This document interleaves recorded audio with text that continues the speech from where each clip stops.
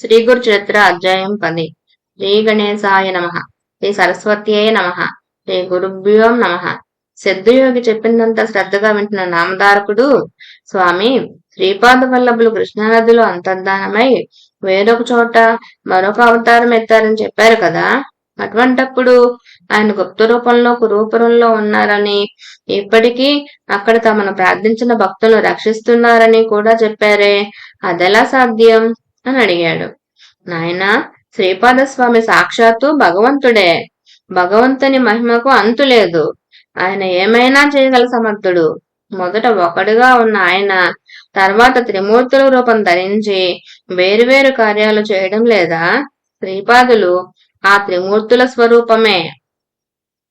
ఆయన మహిమకు సంభవము అసంభవము అన్నది లేదు. ఆయన అంతర్ధానమయ్యాక కూడా ఆ క్షేత్రంలో తమను ఆశ్రయించిన భక్తులను రక్షిస్తున్నారని తెలిపే దివ్యలీలను ఒక దానిని చెబుతాను విను. కాశ్యపస గోత్రీకుడైన వల్లభేసుడనే బ్రాహ్మణుడు వాణిజ్యం చేసుకుని జీవిస్తూ ఉండేవాడు. అతని కుటుంబం చాలా పెద్దది. కురువపురంలో అంతర్హితుడైన శ్రీపాదస్వామి తమను సేవించిన భక్తులను రక్షిస్తూ సూక్ష్మ రూపంలో ఆ క్షేత్రంలోనే ఉన్నారని విని అతడు స్వామికి భక్తుడయ్యాడు. అతడు ప్రతి సంవత్సరము నియమంగా ఒక్కసారైనా కురూపురం దర్శించి స్వామిని సేవిస్తుండేవాడు. ఒకనాడు అతడు స్వామిని స్మరించి తనకు వ్యాపారంలో మంచి లాభం వస్తే స్వామి దర్శనానికి కురూపురం వెళ్లి అక్కడ ఆయన ప్రీతి కొరకు 1000 మంది బ్రాహ్మణులకు సంతర్పణ చేస్తానని మొక్కుకున్నాడు. అప్పటి నుండి అతడు స్వామిని స్మరించి ఏ పట్టణానికి వెళ్ళినా అక్కడ స్వామి దయ వలన అతడు ఆశించిన దానికంటే ఎన్నో రెట్లకు లాభం రాసాగింది. అందువల్ల అతని భక్తి విశ్వాసాలు మరింత దృఢమయ్యాయి. అతడు తనకొచ్చిన లాభానికి ఎంతో సంతోషించి తన మొక్కు చెల్లించడానికి కావలసినంత డబ్బు మూట కట్టుకుని కురూపురానికి బయలుదేరాడు. 4 దొంగలు అతని వద్ద ఎంతో డబ్బున్నదని పసిగట్టి యాత్రికుల వేషాలు ధరించి అతనికి తోడైనారు. తాము కూడా ప్రతి సంవత్సరము కురూపుర యాత్ర చేస్తుంటామని చెప్పి అతనితో ఎంతో ఆధారంగా ప్రవర్తించి అతన్ని నమ్మించారు. ఇలా 2-3 రోజులు ప్రయాణం చేసి వాళ్ళంతా ఒక నిర్మానుష్యమైన ప్రదేశానికి చేరగానే ఆ దొంగలు అతనిపై పడి అతని తల నరికి అతని వద్దనున్న ధనం అపహరించారు. తర్వాత ఆ సంగతి ఎవరికీ తెలియకుండా చేయాలని తలచి ఆ దేహాన్ని దహనం చేయడానికి సిద్ధమయ్యారు.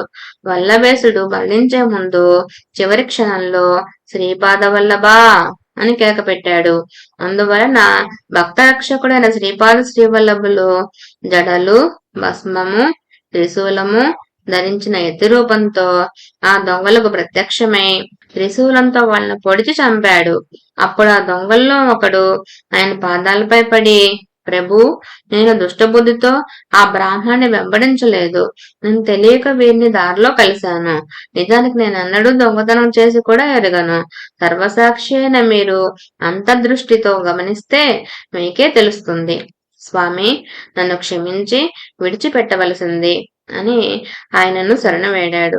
స్వామి అతనికి అభయమిచ్చి కొంచెం విభూది ప్రసాదించి దాన్ని వల్లభేసుని శరీరంపై చల్లి తెగిపడి ఉన్న తలను మొండానికి అతికించమని ఆదేశించారు. అతడు అలా అతికిస్తూ ఉండగా శ్రీపాదస్వామి వల్లభేసిన శిరస్సుపై తమ అమృత దృష్టిని సారించి మరుక్షణమే అంతర్ధానమయ్యారు. వల్లభేసుడు తిరిగి బ్రతికాడు. అతనికి పూర్తి స్పృహ వచ్చేసరికి సూర్యోదయమైంది. అతని ప్రక్కన ఒక వ్యక్తి మాత్రమే ఉన్నాడు. వల్లభేసునికి అంతకు ముందు జరిగిందేమీ గుర్తులేదు. అందువలన అక్కడ చచ్చిపడి ఉన్న దొంగలను చూచి ఆశ్చర్యపడి, వీళ్ళందరూ ఎలా మరణించారు? నీ ఒక్కడివే ఎలా బ్రతికి వచ్చావు? ఎంత జరిగినా నీ ఒక్కడివే ఇంకా ఇక్కడే ఉన్నావేమిటి అని అడిగాడు. అప్పుడు అతడు, అయ్యా, ఇప్పుడు ఒక అద్భుతమైన దైవలీల జరిగింది. మనను అనుసరించి వచ్చిన వారు దొంగలే కాని యాత్రికులు కారు. వారు నిన్ను చంపి నీ ధనము అపహరించారు. ఇంతలో ఒక తపస్వి వచ్చి ఈ దొంగలను చంపి నిన్ను బ్రతికించారు. నీకు నన్ను కాపలాగా ఉంచి ఆయన అంతర్ధానమయ్యారు. ఆ మునీశ్వరుడు ఎవరో కాని సాక్షాత్తు పరమశివునిలా ఉన్నారు అని చెప్పాడు. ఆ మునీశ్వరుడు సాక్షాత్తు శ్రీపాద వల్లభులేనని తెలుసుకొని భగవంతుడైన ఆయన దర్శనం తనకు లభించినందుకు వల్లభేసుడు ఎంతో పరితపించాడు. అతడు వెంటనే అమితోత్సాహంతో ఆ ధనం తీసుకుని కురూపురం చేరాడు. అక్కడ శ్రీపాదుని పాదుకలను సకలోపచారాలతో పూజించి ముందు తాను అనుకున్నట్లు 1000 మందికి కాక 4000 మంది బ్రాహ్మణులకు తృప్తిగా భోజనం పెట్టి దక్షిణ తాంబూలాలతో వారందరినీ సత్కరించి సంతోషపెట్టాడు. ఈ విధంగా శ్రీపాదస్వామి కురువపురంలో అదృశ్యంగా ఉంటూ ఇలాంటి లీలలెన్నో చేశారు. నేటికి సజ్జనులకు అక్కడ ఆయన దర్శనమిస్తారు. అయినప్పటికీ ఆయన శ్రీ నృసింహ సరస్వతి అనే యతిగా వేరొక చోట అవతారమెత్తి లోకోద్ధరణ చేశారు. భక్తులు ఎక్కడున్నప్పటికీ శ్రీపాద స్మరణ చేస్తే చాలు, వారికి స్వామి అభీష్టాలనిచ్చి రక్షిస్తాడు. అట్టి స్మరణకు అనుగుణమైన నామం తరతరాలుగా ఇలా ఉన్నది అన్నారు సిద్ధమని. దిగంబరా దిగంబరా శ్రీపాదవల్లభ దిగంబరా దిగంబరా దిగంబరా అవధూత చింతన దిగంబరా దత్త దిగంబర హర హర శంకర దత్త దిగంబరా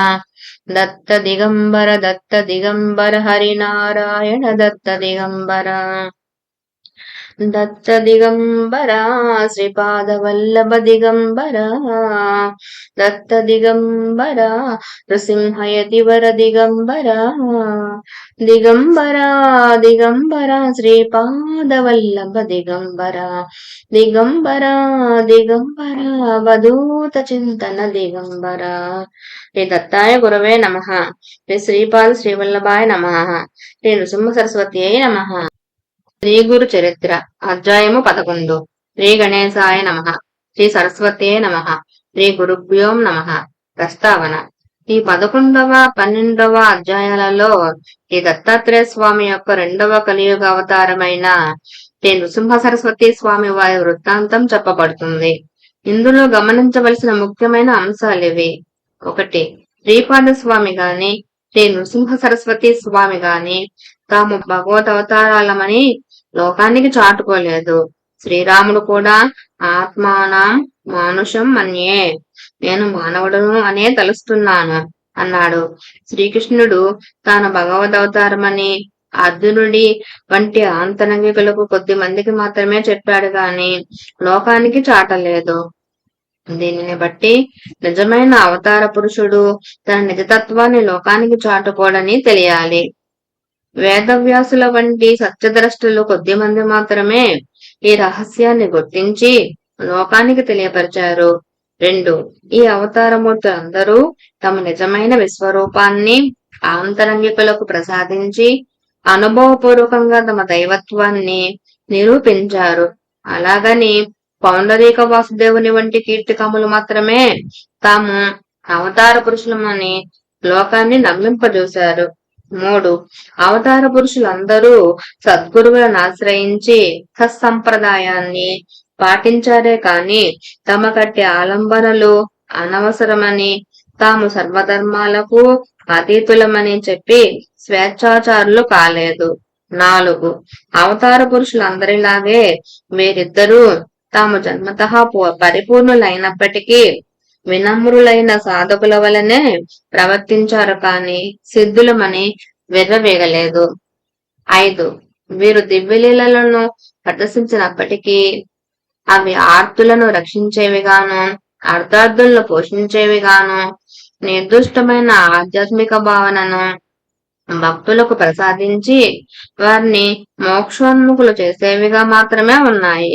కేవలం తమ శక్తి సామర్థ్యాలతో లోకులను సంభ్రమాశ్చర్యాలతో ముంచి తమకు కీర్తిని చేకూర్చే సాధనాలైన చిల్లర చమత్కారాలు వారెన్నడూ ప్రదర్శించలేదు. ఇక కథారంభం. నామధారకుడు అత్యంత ఆసక్తితో ఇలా అన్నాడు. అటు తర్వాత శ్రీ దత్తాత్రేయ స్వామి 2వ పర్యాయం ఎక్కడ అవతరించారు, ఏ ఏ లీలలు ప్రదర్శించారు, అప్రమేయుడైన ఆ భగవంతుని లీలలు మీరు చెబుతూ ఉంటే వినాలన్న కోరిక నాలో పెరుగుతున్నదే గాని తరగడం లేదు. ఆ 2వ అవతార విశేషాలు కూడా వివరించండి. అంతటి శ్రద్ధాళువైన శ్రోత లభించినందుకు సిద్ధునికి భగవల్లీలలు తనివి తీరా వివరించి చెప్పే అవకాశం లభించింది. అట్టి అదృష్టానికి పొంగిపోయి సిద్ధుడు నామధారక దీనులను ఉద్ధరించడానికి తనను తాను దత్తం చేసుకున్న పరమేశ్వరుని చేతలు యోగీంద్రులకు కూడా ఊహించ సాధ్యం కానివి. కనుక నేనంతా వర్ణించిన అగాధమైన ఆ గాథలో లవలసమే అవుతుంది గాని ఆయన లీలలన్నీ చెప్పినట్లు కాదు సుమా. ఇక విను అని ఇలా చెప్పారు. శ్రీపాద స్వామి ఆదేశించినట్లు అంబిక జీవిత శేషమంతా శివ పూజలో గడిపింది. ఆమె మరుజన్మలో మహారాష్ట్రంలోని కారంజా లేక లాడ్ కారంజా అనే గ్రామంలో అకోలా జిల్లాలో వాదసనయ్య శాఖకు చెందిన ఒక సద్బ్రాహ్మణుని కుమార్తెగా జన్మించింది. తల్లిదండ్రులు ఆమెకు అంబా అని నామకరణం చేశారు. ఆమెకు పూర్వజన్మ సంస్కారం వలన సౌశల్యంతో పాటు శివభక్తి కూడా అబ్బింది. ఆమెకు యుక్త వయస్సు రాగానే మాధవ శర్మ అనే బ్రాహ్మణోత్తమునికిచ్చి వివాహం చేశారు. అతడు మంచి శివభక్తుడు. ఆ ప్రాంతంలోని స్మార్తులకు శివవ్రతం చేసుకునే అలవాటు ఉండేది కనుక వారిని శివవ్రతులు అంటారు. పూర్వజన్మ సంస్కారానికి తోడు ఈ జన్మలో భర్త యొక్క సత్సాంగత్యం వలన ఆమె ప్రతిదినము సంధ్యా సమయంలో శివ పూజ, భర్తతో కలిసి శని ప్రదోష పూజ, శని త్రయోదశి నాడు విశేషమైన పూజ చేస్తూ ఉండేది. విశేషించి అంబ తన భర్తను సూర్యుని ఛాయాదేవి వలె విడనాడక సర్వోపచారాలు చేస్తుండేది. ఇలా 16 సంవత్సరాలు గడిచాక అంబ గర్భవతి అయ్యింది. మాధవ శర్మ సకాలంలో పుంసవనాది కార్యక్రమం నిర్వర్తించాడు. నెలలు నిండిన తర్వాత మహామహిమాన్వితమైన ఒక శుభలగ్నంలో ఈమెకొక మగబిడ్డ కలిగాడు. నామధారక. ఆ పిల్లవాడు పుట్టగానే అందరి పిల్లల వలె ఏడవలేదు సరికదా, స్పష్టంగా ప్రణవం ఉచ్చరించాడు. అది విన్నవారు ఆశ్చర్యపోయారు. జ్యోతిష్ శాస్త్ర విద్వాంసులు అతని జాతకం చూచి, మాధవ శర్మ, నీ భాగ్యం పండింది. ఈ శిశువు సాక్షాత్తు భగవంతుడే. ఇతడు మనవలే గృహస్థాశ్రమం స్వీకరించడు. చిన్న వయసులోనే సన్యాసం స్వీకరించి జగద్వంజుడవుతాడు. ఇతని చరణాలు ధ్యానించిన భక్తులకు కామధేనువవుతాడు. ఇతని దర్శనం చేతనే పతితులు పావనులవుతారు. ఇతనిని కన్నందువలన మీకు కీర్తి ప్రతిష్టలు, దివ్య సుఖాలు లభిస్తాయి అని దైవజ్ఞులు చెప్పారు. మాధవ శర్మ ఆ విద్వాంసులను ఘనంగా దక్షిణ తాంబూలాలతో సత్కరించాడు. వారు సెలవు తీసుకుంటూ, మాధవ శర్మ, ఈ బాలునికి శ్రీసిద్ధులు దాస్యం చేస్తాయి, నవనిధులు పరిచారకులవుతాయి అని ఆశీర్వదించారు. ఆ బాలుడు పుట్టిన వెంటనే ప్రణవం ఉచ్చరించిన సంగతి వాడవాడలా ప్రాకిపోయి అతన్ని చూడ్డానికి జనం ఇసుక వేస్తే చిరాలనంతగా వచ్చారు. పిల్లవానికి దృష్టి దోషం తగలకుండా తండ్రి రక్షాబంధనం చేయించాడు. తల్లి అతనికి ఉప్పు, మిరియాలు, ఎండిమిరపకాయలు, వేపాకులతో దృష్టి తీసేది.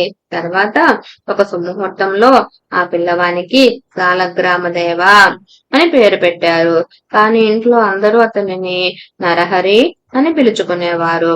నరులంటే అజ్ఞానబద్ధులైన మానవులు, హరి అంటే మానవుల యొక్క అజ్ఞానం వలన కలిగిన దైన్య తాప పాపాలను పోగొట్టేవాడని అర్థం. ఆ పేరు ముందుగానే ఆయన అవతారమూర్తి అని సూచిస్తున్నట్లున్నది. బలహీనంగా ఉండడం వలన అంబ వద్ద పిల్లవానికి చాలినన్ని పాలు లేవు. పిల్లవాని కోసం ఒక దాది గాని పాడి మేకను గాని ఏర్పాటు చేయాలని ఆ దంపతులు ఆలోచిస్తూ ఉండగా ఆ పిల్లవాడు తన చిన్నారి చేతులతో తల్లి యొక్క వక్షస్థలాన్ని స్పృశించాడు. వెంటనే ఆమెకు స్తన్యం పెళ్లిబుకి 32 దార్లుగా కారి నేలపై పడ్డాయి. ఈ విషయం అందరికీ తెలిస్తే బిడ్డకు దృష్టి దోషం తగులుతుందని వెరచి అంబ ఈ లీలను రహస్యంగా ఉంచింది. ఆ పిల్లవాడు ఊయలలో పడుకోబెడితే ఏడ్చేవాడు, నేల మీద పడుకోబెడితే ఆడుకునేవాడు. ఇలాంటి లీలలు ఎన్నో జరిగినప్పటికీ తల్లి వాటిని ప్రకటించలేదు. అందువలన ఆ ప్రభు యొక్క సంపూర్ణమైన దివ్యత్వం అందరికీ తెలియలేదు. ఇలా సంవత్సరం గడిచినా అతనికి ఒక్క మాట కూడా రాలేదు. కులదేవతలను ఆరాధించమని కొందరు, మర్రి ఆకుల విస్తళ్లలో బ్రాహ్మణులకు భోజనం పెట్టించమని కొందరు, రావి ఆకుల విస్తళ్లలో భోజనం పెట్టించమని మరికొందరు చెప్పారు. మాటలు చెబుతూ అతని చేత అనిపించడానికి యత్నిస్తుంటే క్రమంగా వస్తాయని కొందరు, అతడు మాత్రం మాటలు వచ్చినా కొంతకాలం తర్వాత మాత్రమే మాట్లాడతాడని మరికొందరు అనేవారు. వారందరి మాటలు విని నరహరి నవ్వేవాడు. ఎవరేమడిగినా ఓం అన్నదే అతని సమాధానం. ఆ సంగతి విని కొందరు పెద్దలు, ఇతడు మన మాటలు వినగలుగుతున్నాడు కనుక ఇతడు చెవిటివాడు కాదని స్పష్టమవుతున్నది అనేవారు. అతడు మోగవాడైతే అంత స్పష్టంగా ఓం అనడం సాధ్యం కాదు. మాటలొచ్చి కూడా ఎందుకో మాట్లాడడం లేదు అని కొందరు తల్లికి ధైర్యం చెప్పేవారు. ఆమె ఎవరేది చేయమని చెప్పినా అదెల్లా చేసేది. తమ కులదైవమైన దత్తస్వామికి ప్రత్యేకమైన పూజలు చేసేది. ఇలా నరహరికి 7వ సంవత్సరం వచ్చింది. కాని ఇతడు మాట్లాడనే లేదు. బాలుడు మగవాడవుతాడని తల్లిదండ్రులు ఎంతో కలత చెందారు. నాడు అంబ అతని పరిస్థితి కంటతడి పెట్టింది. అది చూసి నరహరి సైగలతో ఆమెను వారించి పక్కనే ఉన్న ఒక వెనుప వస్తువును తెప్పించి చేతితో త్రాకాడు. తక్షణమే అది బంగారంగా మారింది. ఆశ్చర్యంతో తల్లిదండ్రులు మరికొన్ని ఇనుప వస్తువులను అతని చేత తాకించారు. అవి కూడా బంగారంగా మారాయి. తమ పిల్లవాడు సామాన్యుడి కాడని ఆజన్మ సిద్ధుడని వారు గుర్తించారు. అయినప్పటికీ ఆ దంపతులు అతడు మాట్లాడకపోవడం గురించి దిగులు పడుతూనే ఉండేవారు. అతడు వేదాధ్యయనం చేసి స్వధర్మాన్ని ఎలా కలడు అన్నదే మాధవ శర్మకున్న దిగులు. తల్లి ఒకరోజు అతన్ని నక్కును తెచ్చుకొని కన్నీరు కారుస్తూ, నా కన్న తండ్రి, నీ మాటలు విని ఆనందించే భాగ్యం మాకు లేదా అన్నది. అది విని నరహరి నవ్వి తనకు ఉపనయనం చేస్తే మాట్లాడతానని, మొట్టమొదటగా ఆమెతోనే మాట్లాడతానని సైగల ద్వారా తెలిపాడు. ఆ సంగతి విని మాధవ్ శర్మ ఆశ్చర్యపడి అతని ఉపనయనానికి శుభముహూర్తం నిర్ణయించి ఊరి వారినందరినీ ఆహ్వానించాడు. గ్రామస్తులందరూ అతని ఆశలు అడియాసలై నలుగురిలో తలవంపుల గురు అవుతాడని తలచారు. కొందరు పెద్దలు మాత్రం, అయ్యా, ఆ పిల్లవాడు గాయత్రి మంత్రం ఉచ్చరించగలిగితే మనకేమి, లేకపోతేనేమి, మనకు మాత్రం మృష్టాన్న భోజనం, ఘనంగా దక్షిణ తాంబూలాలు లభిస్తాయి కనుక ఈ ఉపనయన కార్యక్రమం జరుపుకొనివ్వండి అన్నారు. అందరూ ఉపనయనానికి మాధవ శర్మ ఇంట సమావేశమయ్యారు. నరహరి ముందనము, మాతృభోజనము అయ్యాక జింక చర్మము, పసుపు వస్త్రము ధరించాడు. చెవిలో గాయత్రి మంత్రం ఉపదేశించినప్పుడు నరహరి ఆ మంత్రరాజాన్ని మనసులోనే జపించి దీక్ష తీసుకున్నాడు. తర్వాత అతడు తల్లికి నమస్కరించి ఆమెను భవతి భిక్షాం దేహి అని భిక్ష కోరి మొట్టమొదట ఆమెతోనే మాట్లాడతానని తల్లికి తానిచ్చిన మాట నిలబెట్టుకున్నాడు. తల్లి మొదటి భిక్ష ఇచ్చి ఋగ్వేదం పఠించు, ఆచారం పాటించు అనగానే నరహరి అగ్నిమిలే పురోహితం ప్రారంభించి ఋగ్వేదంలోని మొదటి మంత్రం చెప్పాడు. అంబ రెండవసారి భిక్ష ఇచ్చి యజుర్వేదం పఠించు, ఆచారం పాటించు అనగానే నరహరి ఇషేత్వా అని ప్రారంభించి యజుర్వేదంలోని మొదటి మంత్రం పఠించాడు. తల్లి మూడోసారి భిక్ష ఇచ్చి సామవేదం పఠించు, ఆచారం పాటించు అనగానే నరహరి అగ్ని ఆయాకి అని ప్రారంభించి సామవేదంలోని మొదటి మంత్రం గానం చేశాడు. అది వినగానే తల్లిదండ్రుల ఆనందానికి, సభలోని వారి ఆశ్చర్యానికి అవధులు లేవు. జీవితంలో మొదటిసారిగా మాట్లాడడం, ప్రణవోచ్చారణ, తర్వాత వేద పఠనతో గాని చేయకూడదని నరహరి అంతకాలము మాట్లాడలేదని అందరూ అనుకున్నారు. 3 భిక్షలు అయ్యాక ఆయన 4వ వేదం కూడా చదివాడు. ఆయన భగవదవతారమని తెలుసుకొని అతడు బ్రాహ్మణులంతా నమస్కరించారు. సర్వశాస్త్రాలకు జన్మస్థానమైన ఆ ప్రభువుకు ఇది ఒక లెక్కలోనిది కాదు. క్రతువు పూర్తిగా వచ్చింది. మాధవ శర్మ దంపతులు అమిత ఉత్సాహంతో ఉన్నారు. వామనుని వలె భాసిస్తున్న ఆ నూతన బ్రహ్మచారి నరహరిని తల్లి ఆశీర్వదించి, నాయనా, ఇక నుంచి నీవు భిక్షతోనే జీవించాలి సుమా అన్నది. వెంటనే అతడు తల్లికి నమస్కరించి, అమ్మా, నీ ఆజ్ఞ మేరకు నేను భిక్షువునవుతాను. నేను సన్యాసాశ్రమం స్వీకరించడానికి అనుమతించండి అని తండ్రి వైపు కూడా తిరిగాడు. ఆ మాటలకు ఆ తల్లి నివ్వెరపోయి దుఃఖిస్తూ, నాయనా, ఒక్కగానొక్క మగబిడ్డవు. మేము 16 సంవత్సరాలు ఎంతగానో ఎదురు చూచి ఎన్నో వ్రతాలు ఆచరించాక పుట్టావు. తర్వాత 7 సంవత్సరాలు నువ్వు మాట్లాడనే లేదు. ఇంతకాలానికి పరమేశ్వరుని కృప వలన నేను చేస్తున్న పూజలు వ్రతాలు ఫలించి ఈ రోజే మొదటిసారిగా నీ మాటలకు వినగలిగాను. అందుకు నేను సంతోషిస్తూ ఉండగా నీవిలా అంటావేమి? అప్పుడే నీవు ఎల్లి విడిచిపోతే మా గతేమిటి? నీవు గృహస్థువై బిడ్డలు కలిగాక సన్యసించవచ్చు కదా అని బ్రతిమాలింది. అప్పుడు నరహరి తల్లిని కౌగలించుకొని ఓదార్చి, మా నా మాట విను. వివేకంతో ఆలోచించి ఈ వ్యర్థమైన దుఃఖాన్ని తొలగించుకో. నేను ధర్మరక్షణ కోసం అవతరించాను. నీకింకా 4 బిడ్డలు కలిగి ప్రేమతో మీ సేవ చేస్తారు. వెనుకటి జన్మలో నీవు నిష్ఠతో శంకరుణ్ణి పూజించడం వల్లనే నేను నీ గర్భవాసాన జన్మించాను అని చెప్పి ఆమె శిరస్సుపై తమ చేతి నుంచి ఆశీర్వదించాడు. వెంటనే ఆమెకు తన పూర్వజన్మ స్మృతి కలిగింది. అతడు శ్రీపాద వల్లభుడుగా దర్శనమిచ్చాడు. వెంటనే ఆమె ఆనందంతో పరవశించి అతని పాదాలపై పడి ఇలా అన్నది, స్వామి, పూర్వజన్మలో కుపుత్రవతినైన నేను ఆత్మాహుతికి పాల్పడినప్పుడు రక్షించిన శ్రీపాదుడు నీవే. బ్రహ్మాండాలన్నీ నీలోనే ఉన్నాయి. అట్టి నీవు నా గర్భాన పుట్టినందువలన నా భర్తృవంశము పితృవంశము కూడా పావనమయ్యాయి. అతడు ఆమెను లేవదీసి, అమ్మా, ఈ పూర్వ వృత్తాంతం వెల్లడి చేయవద్దు. నీకొక రహస్యం చెబుతాను, గుప్తంగా ఉంచు. నేను సంసారము అంటని సన్యాసిని. నేను చేయాల్సిన తీర్థాటనము మొదలైన కార్యక్రమాలు ఎన్నో ఉన్నాయి. అవి నేను ప్రకటించదని వీలు లేనివి, రహస్యమైనవి. ఈ కర్తవ్యం నాకు తప్పదు కనుక నేను ఇంట్లో ఉండ వీలు పడదు. కనుక నీవు అనుమతి ప్రసాదించు అన్నాడు. శ్రీ దత్తాయ గురవే నమః. శ్రీపా శ్రీవల్లభాయ నమః. శ్రీ నృసింహ సరస్వతి నమః. శ్రీ గురు చరిత్ర అధ్యాయం 12. శ్రీ గణేశాయ నమః. శ్రీ సరస్వతి నమః. శ్రీ గురుభ్యో నమః. సిద్ధయోగి ఇంకా ఇలా చెప్పారు.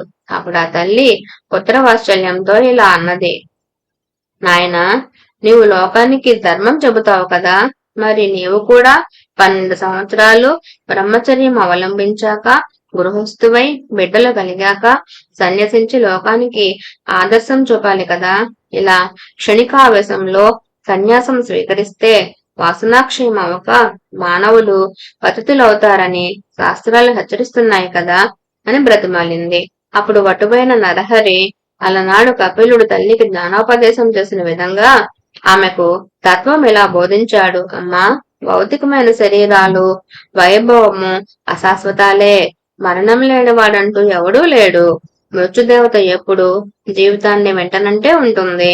యువకులకైనా వృద్ధులకైనా ఈ శరీరం ఎప్పుడు రాలిపోతుందో తెలియదు. అప్పిచ్చిన వాడు తానిచ్చిన గడువు ఎప్పుడు తీరుతుందా అని లెక్క పెట్టుకున్నట్లు మృత్యుదేవత కూడా మానవుల జీవిత కాలాన్ని లెక్క పెడుతూ ఉంటుంది. రాత్రి పగలు అన్నవి మానవుని ఆయుర్దాయాన్ని ఎగరగొట్టుకుని పోతూ ఉంటాయి. ఈ శరీరము, భార్య బిడ్డలు, గృహము, ధనము, జీవితము అశాశ్వతమని మరచి అవే ప్రధానమనుకుని జీవించేవారు పశువుల వంటి వారు. కనుక ధర్మాచరణం ఒక్కటే మానవుల కర్తవ్యం. అలా కాక మృత్యువును జయించిన వారు మాత్రమే నీవు చెప్పినట్లు విరామంగా జీవించవచ్చు. కాని మానవులు కొద్ది నీరు మాత్రమే ఉన్న సరస్సులోని చేపలు వంటి వారు. ఆ కొంచెం నీరు ఇంకిపోయాక వాటి గతేమిటి? ఈ కలియుగంలో మానవునికి 100 ఏండ్లు ఆయుర్దాయం.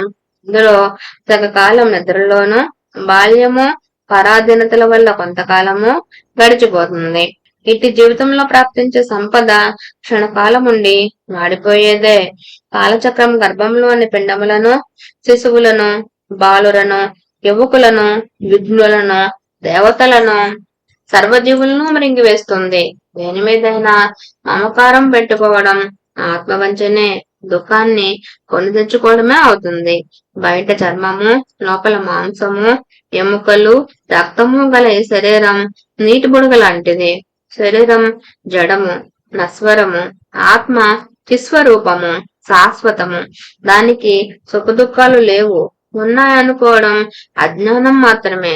సద్గురు కటాక్షం వలన మానవుడు ఈ మాయం దాటాలి. ఉత్తమమైన మానవ జన్మమెత్తి కూడా ఆత్మకు శ్రేయస్సు చేకూర్చుకునేవాడే నిజమైన ఆత్మవంచకుడు, ఆత్మఘాతకుడు, బ్రహ్మఘాతకుడు కూడా.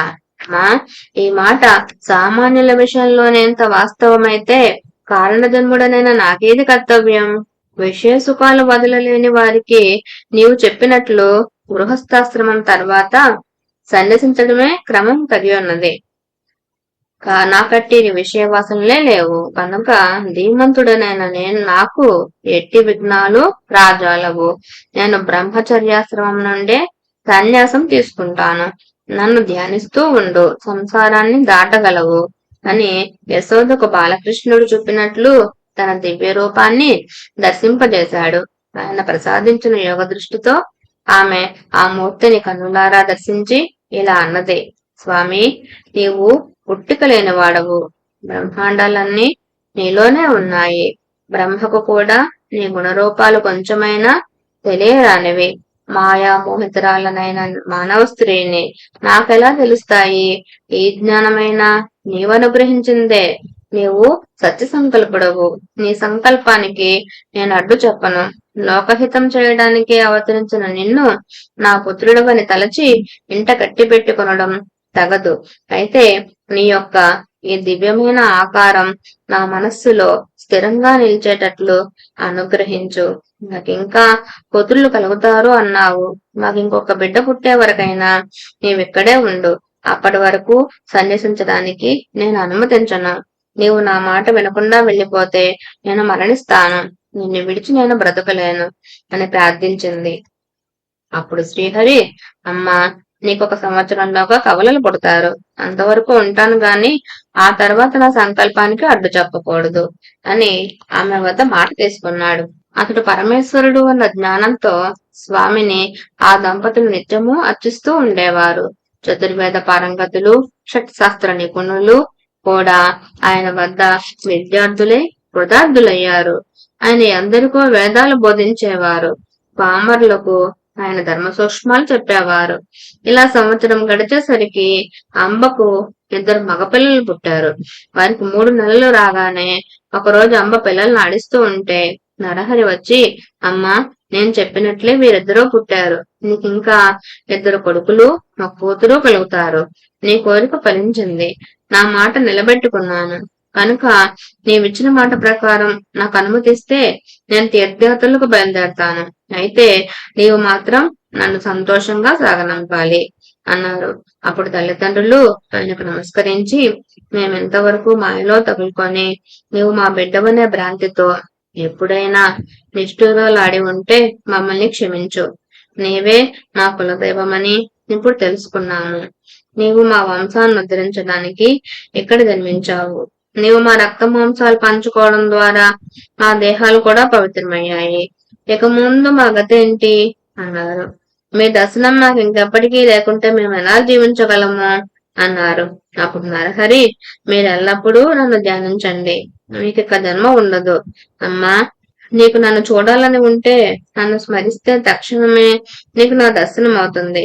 30 సంవత్సరాల తర్వాత నేను మళ్ళీ మీ వద్దకు వస్తాను అని చెప్పాడు.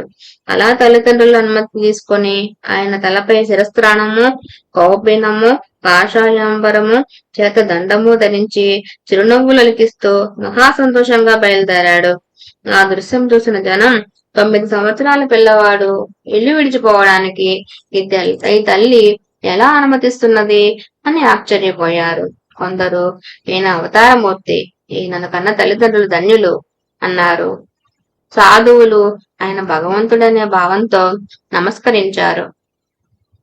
ఆ గ్రామస్తులందరూ కొంత దూరం వెళ్లి ఆయనకు వీడ్కోలు చెప్పి తిరిగి వెళ్ళాక తల్లిదండ్రులు మరికొంత దూరం ఆయన వెంట వెళ్లారు. అక్కడ నరహరి వారికి కర్పూరం వలె తెల్లగా నున్న తన దత్తాత్రేయ స్వరూపము, తర్వాత శ్రీపాదుల స్వరూపాలతో దర్శనమిచ్చారు. అది తమ శని ప్రదోష పూజ ఫలితమేనని తలచి ఆ తల్లిదండ్రులు, మా జన్మలు ధన్యమయ్యాయి. మీరు దయతో మాకు మళ్లీ దర్శనమివ్వాలి అని వేడుకోగా ఆయన తప్పక మళ్లీ దర్శనమిస్తాను అని మాట ఇచ్చి వాళ్ళను వెనుకకు పంపాడు. ఆ దివ్య దర్శన ప్రభావం వలన వారు తమ పుత్ర వ్యామోహం మరచి భక్తిభావంతో వెనుకకు వెళ్లారు. నరహరి బద్రీనాథ్ దిక్కుగా బయలుదేరి దారిలో ఆనందకాననము అనబడే వారణాసి పట్టణం చేరారు. మొదట ఆయన గంగలో స్నానం చేసి ఆత్మస్వరూపమైన విశ్వనాథుని దర్శించారు. తర్వాత అతడు ఒక యోగ్యమైన స్థలంలో వజ్రాసనం వేసుకొని ప్రాణవాయువు కుంభించి ఖేచరీ ముద్రలో నాదానుసంధాన పరులే కూర్చున్నారు. ఆయన నిత్యము 3 వేళలా మణికర్ణిక ఘట్టానికి వెళ్లి శ్రద్ధగా గంగా స్నానం చేసి వస్తూ ఉండేవారు. ఆ క్షేత్రంలో ఉన్న తపస్సులు, మునులు, సాధువులు ఆయనను చూచి ఆశ్చర్యచకితులయ్యారు.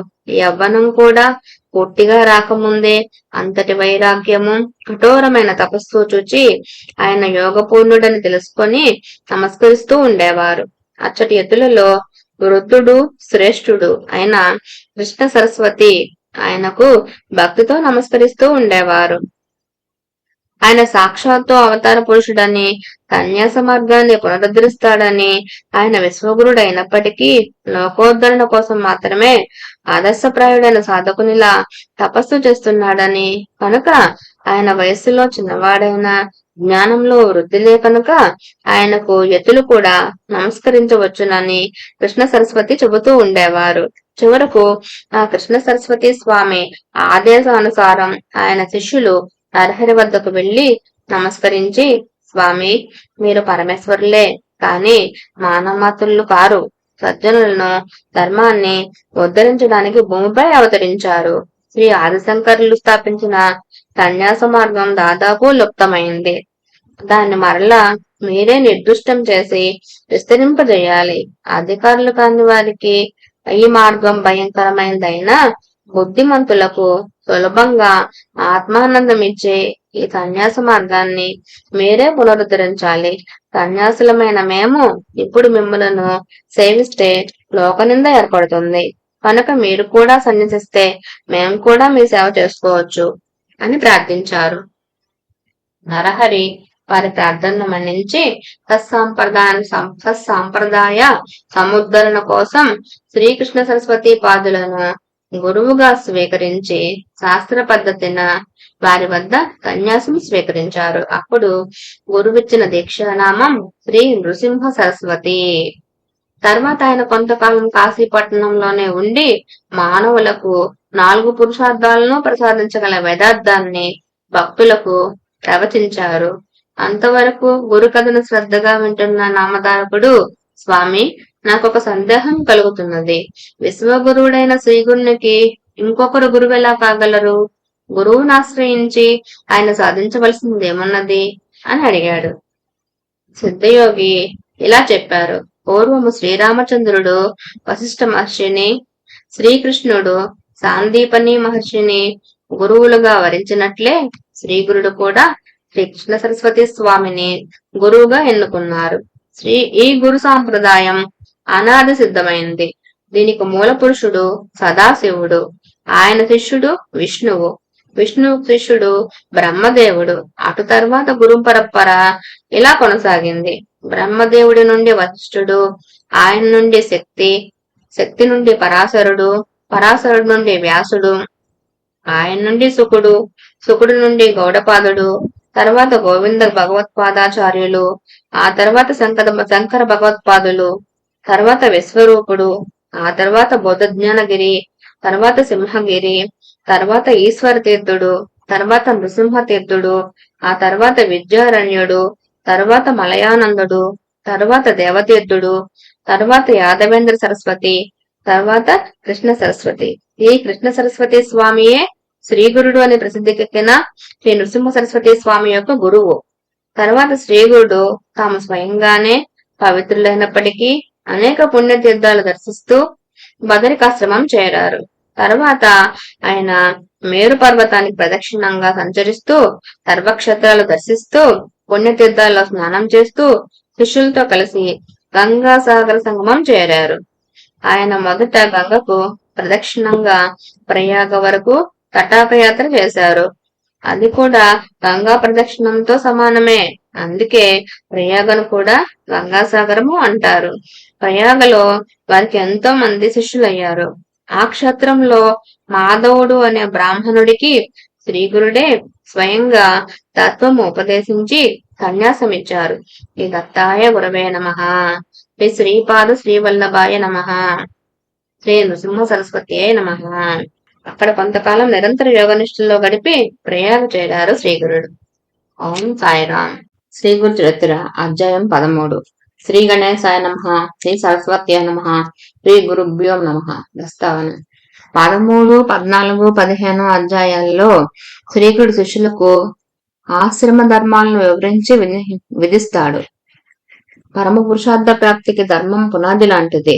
అంటే ధర్మానికి శృతి, స్మృతి, సదాచారము, ఆత్మసంతృప్తి అన్నవి 4 ప్రమాణాలు. మనకు సూక్ష్మమైన బుద్ధి మొదట రెండింటినీ హృదయగతం చేసుకుని సందేహాస్పదమైన అంశాలలో సత్పురుషుల ఆచారాన్ని స్వీకరించాలి. ఈ మూడింటికి సమ్మతమైన ధర్మాన్ని తెలుసుకొని సత్వశుద్ధి చేత శ్రద్ధతోనూ తృప్తిగాను ఆచరించగలగడమే 4వ ప్రమాణం. కానీ శృతులకు అర్థం చెప్పగలవారు, వాటి పరంగా స్మృతులకును అనుభవించగలవారు ఎవరు? అంత నిర్దిష్టంగా వాటిని తెలిసి ఆచరించి కృతజ్ఞత నొందిన వారే సత్పురుషులు కనుక వారి వాక్యాలే ఆచరణయే ప్రమాణం. కనుక ధర్మాన్ని కూడా వారి వద్దనే నేర్పాలి. అది తెలపడానికి ఈ అధ్యాయంలో ఈ నృసింహ సరస్వతి స్వామి స్వయంగా శిష్యులకు ఉపదేశించారు. ఆయన వలె ఆశ్రితులకు సర్వాపదల నుండి అభయం ఇవ్వగలవాడే సద్గురువు. ఆయనయే 4 పురుషార్థాలకు ఉత్తమమైన మార్గం తెలపగలవాడు, ప్రసాదించగలవాడు.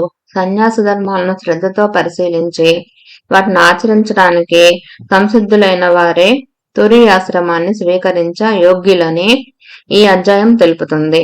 అలా సుఖదుఖాలకు లొంగక ధైర్యంతో స్వధర్మాన్ని ఆచరించగలగాలంటే కూడా సద్గురుని అనుగ్రహమే శరణ్యం.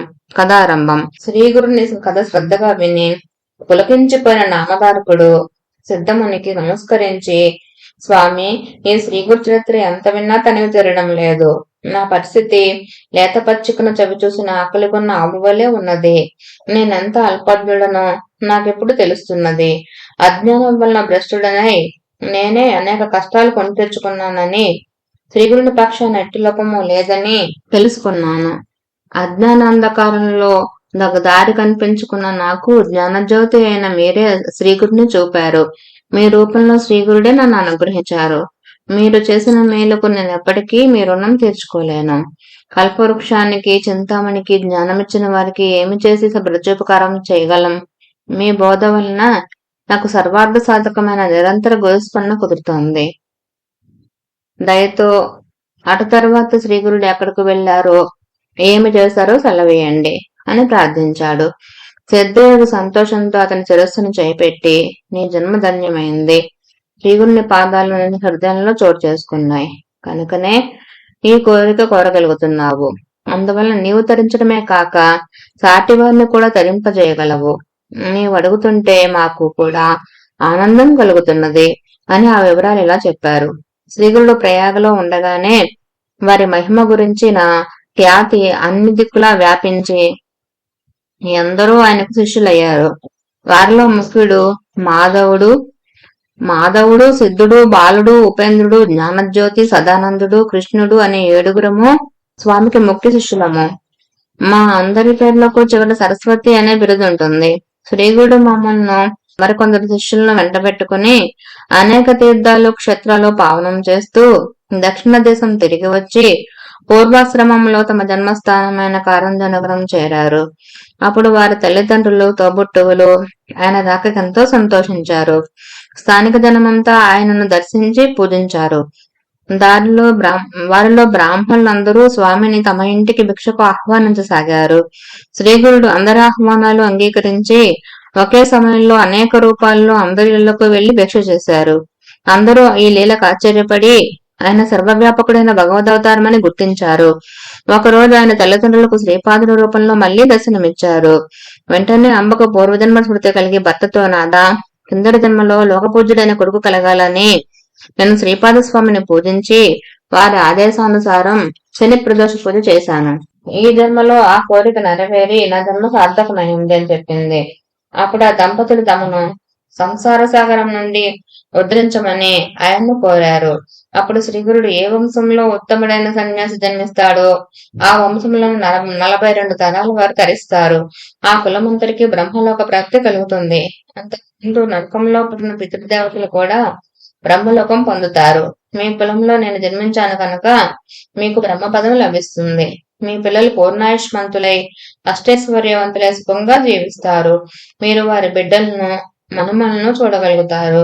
చివరి దశలో క్షేత్రాలన్నింటిలో ఉత్తమమైనది వేదాల చేత కీర్తించబడినది అయినా కాశీలో మీరు నివసిస్తారు. మీకు ఎట్టి చింత అవసరం లేదు అని అభయం ఇచ్చారు. అప్పుడు పూర్వాశ్రమంలో స్వామివారి సోదరైన రత్న ఆయనకు నమస్కరించి, స్వామి, నాకు కూడా సంసార తాపత్రయం తొలగించి నిర్లిప్తత ప్రసాదిస్తే తపస్సు చేసుకుంటాను అని ప్రార్థించింది.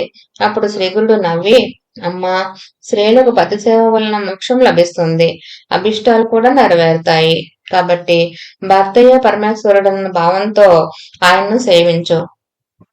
గృహిణులకు అదొక్కటే మార్గమని వేదం చెప్పింది అన్నారు. అప్పుడు ఆమె, స్వామి, మీరు త్రికాలజ్ఞులు, నా ప్రారంధం ఎలా ఉన్నదో నా భవిష్యత్ ఏమో తెలపండి అని కోరింది. శ్రీగురుడు, నీ సంస్కారం తామసికమైనది. పూర్వజన్మల్లో అన్యోన్యంగా ఉన్న దంపతులకు తగువ పెట్టి వారిని విడదీశావు. అందువలన ఈ జన్మలో నీ భర్త నిన్ను విడిచి సన్యాసి అవుతాడు. పూర్వజన్మలో నీ ఒక ఆవును కొట్టి చంపావు. అందువల్ల నీకు ఈ జన్మలో కుష్ఠరోగం వస్తుంది అని చెప్పారు. వెంటనే రత్న భయంతో ఏడుస్తూ ఆయన పాదాల మీద పడి, గురుదేవా, నన్ను రక్షించండి అని వేడుకున్నది. శ్రీగురుడు ఆమెను ఓదార్చి, అమ్మా, మా అనుగ్రహం వలన ఈ కర్మఫలం నీవు వృద్ధాప్యంలో అనుభవిస్తావు. నీకు కుష్ఠరోగం వచ్చినప్పుడు మా దర్శనం అవుతుంది. నీకు కుష్ఠరోగం పొడచూపగానే దక్షిణ దిక్కున ఉన్న భీమా నదీ తీరంలోని పాప వినాశ తీర్థానికి వెళ్ళు. భీమా అమృత నదీ సంగమం దగ్గరున్న గంధర్వపురంలో ఈ తీర్థం ఉన్నది అని చెప్పి శ్రీగురుడు తమ శిష్యులతో కలిసి గోదావరి పుట్టిన ప్రదేశక్షేత్రమైన నాసిక్కు బయలుదేరారు. నామధారక, ఈ పరమ పవిత్రమైన గోదావరి నదిని వృద్ధగంగా అంటారు. దాని ఒడ్డున ఎన్నో పుణ్యతీర్థాలున్నాయి. అది ఎలా వచ్చిందో చెబుతాను. పూర్వం మునులు భూమిపై ఒడ్లు చల్లి తమ తపోమహిమ వలన ఆ రోజే పంట పండించుకునేవారు. ఒకరోజు బ్రహ్మర్షి అయిన గౌతముడు ఒడ్లు చల్లి తపస్సు కూర్చున్న సమయంలో మునులందరూ సమావేశమై, ఈయనకు ఒక సంకటం కల్పిస్తే ఈయన మనందరి కోసము గంగను భూలోకానికి తీసుకురాగలడు. జీవులన్నింటికి ఆ నదీ స్నానం వలన సద్గతికి లభిస్తుంది అని నిశ్చయించుకున్నారు. అందరూ కలిసి ఒక ఆవును దుడును దర్భలతో తయారు చేసి తమ తపశ్శక్తితో వాటికి ప్రాణం పోసి గౌతముని పంట చేను పైకి తోలారు. అనుష్ఠానం చేసుకుంటున్న గౌతముడు ఆవును చూచి తమ చేతిలోని దర్భతో దాన్ని అదిలించాడు. వెంటనే ఆవు మరణించింది. గోహత్య చేసినందుకు ప్రాయశ్చిత్తంగా గంగానదిని భూమిపైకి రప్పించి అందులో స్నానం చేయమని మునులందరూ కోరారు. గౌతముడు అందుకు అంగీకరించి తపస్సు చేసి శంకరుని అనుగ్రహంతో గంగను భూమి మీదకు తెచ్చాడు. అందుకే దీన్ని గౌతమి అంటారు. అది ఈ గోదావరి. అది కూడా గంగ అంతటి పవిత్రమైనది కనుకనే శ్రీగురుడు దాని పుట్టుక స్థానమైన త్రయంబకానికి వచ్చారు. తర్వాత ఆయన నది యొక్క 2 తీరాల్లో ఉన్న పుణ్యక్షేత్రాలను దర్శిస్తూ గోదావరి పరిక్రమం చేశారు. ఈ పర్యటనలో శ్రీగురుడు మంజరీకరం అనే క్షేత్రానికి వచ్చారు. అక్కడ మాధవారణ్య స్వామి అనే ఒక సన్యాసి నరసింహావతారాన్ని పూజిస్తుండేవారు. ఒకరోజు అతనికి ధ్యానంలో తన ఇష్టదైవానికి బదులు శ్రీగురుని దర్శనమైంది. తర్వాత అతడు శ్రీగురుని దర్శించి సాష్టాంగ నమస్కారం చేసి గద్గద కంఠంతో, మీరు సాక్షాత్తు ఈ నదికి ఉత్తర తీరాన ఉన్న ఏ లక్ష్మీ సమేతుడైన ఏ నరసింహస్వామియే అన్నాడు. మా దర్శనం వల్ల నీ సేవ ఫలించింది. ఇక నుండి ఆత్మభావంతో మమ్మల్నే ధ్యానిస్తూ ఉండు అని శ్రీగురుడు తమ దివ్య దర్శనం అనుగ్రహించారు. మాధవారణ్యుడు పారవస్యంతో ఇలా స్తుతించాడు. ఓ జగద్గురు సార్వభౌమ, మీకు జయము జయము. నరునిలా కనిపిస్తున్న మీరు త్రిమూర్తి స్వరూపం. లోకాలను ఉద్ధరించే జగజ్యోతి అయిన పరమ పురుషులు. మీ పాదదర్శనం వలన కృతార్థుడనయ్యాను. శ్రీగురుడు మాధవారణ్య, నీకు మంత్రసిద్ధి అయి నిశ్చయమైన పద్ధతి లభించింది.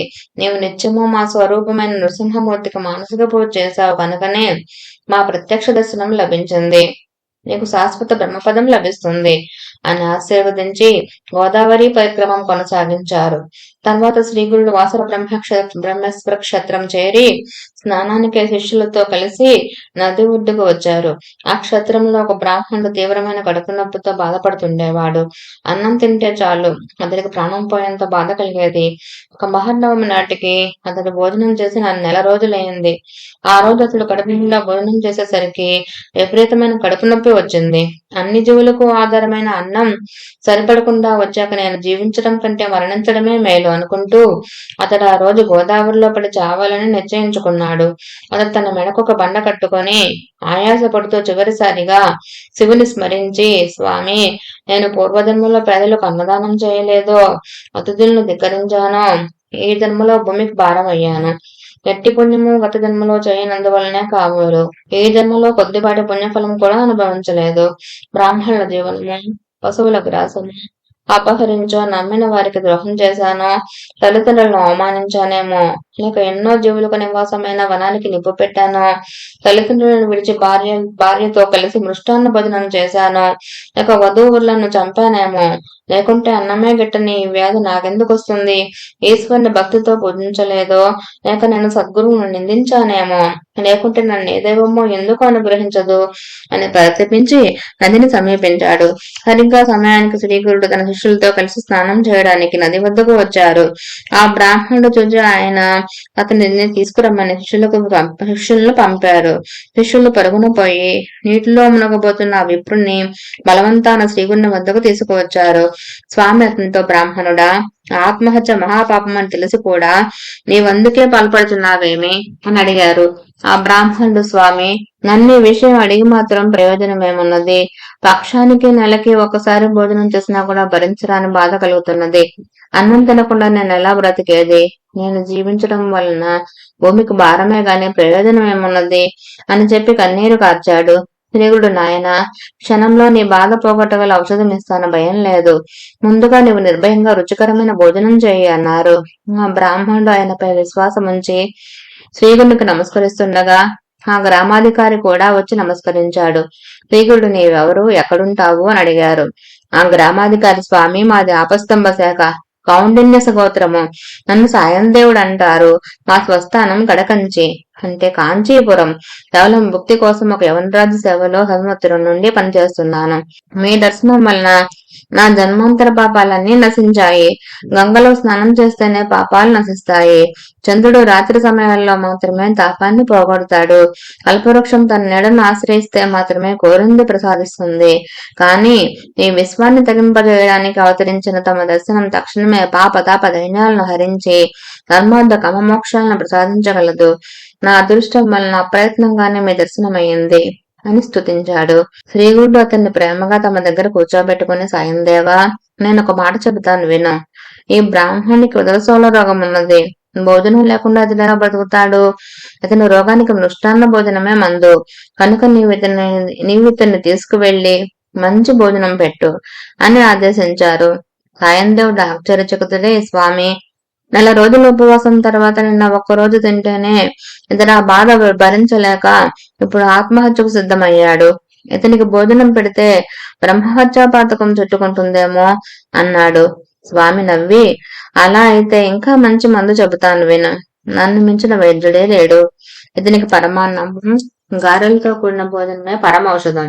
నీవు సంకోచించక ఇతను తీసుకుని వెళ్లి అలాంటి భోజనం పెట్టు అన్నారు.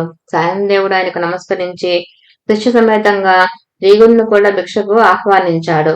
అప్పుడు శ్రీగురునితో పాటు అందరము సాయందేవుని ఇంటికి వెళ్ళాము. ఆ పుణ్య దంపతులు రంగవల్లులతో తీర్చిదిద్దిన మండపాల మీద చిత్రాసనాలు వేసి శ్రీగుడిని మిగిలిన అతిథులను కూర్చోబెట్టి రుద్ర సూక్తము మొదలైన మంత్రాలు చదువుతూ శ్రీగుడిని సర్వోపచారాలతో పూజించారు.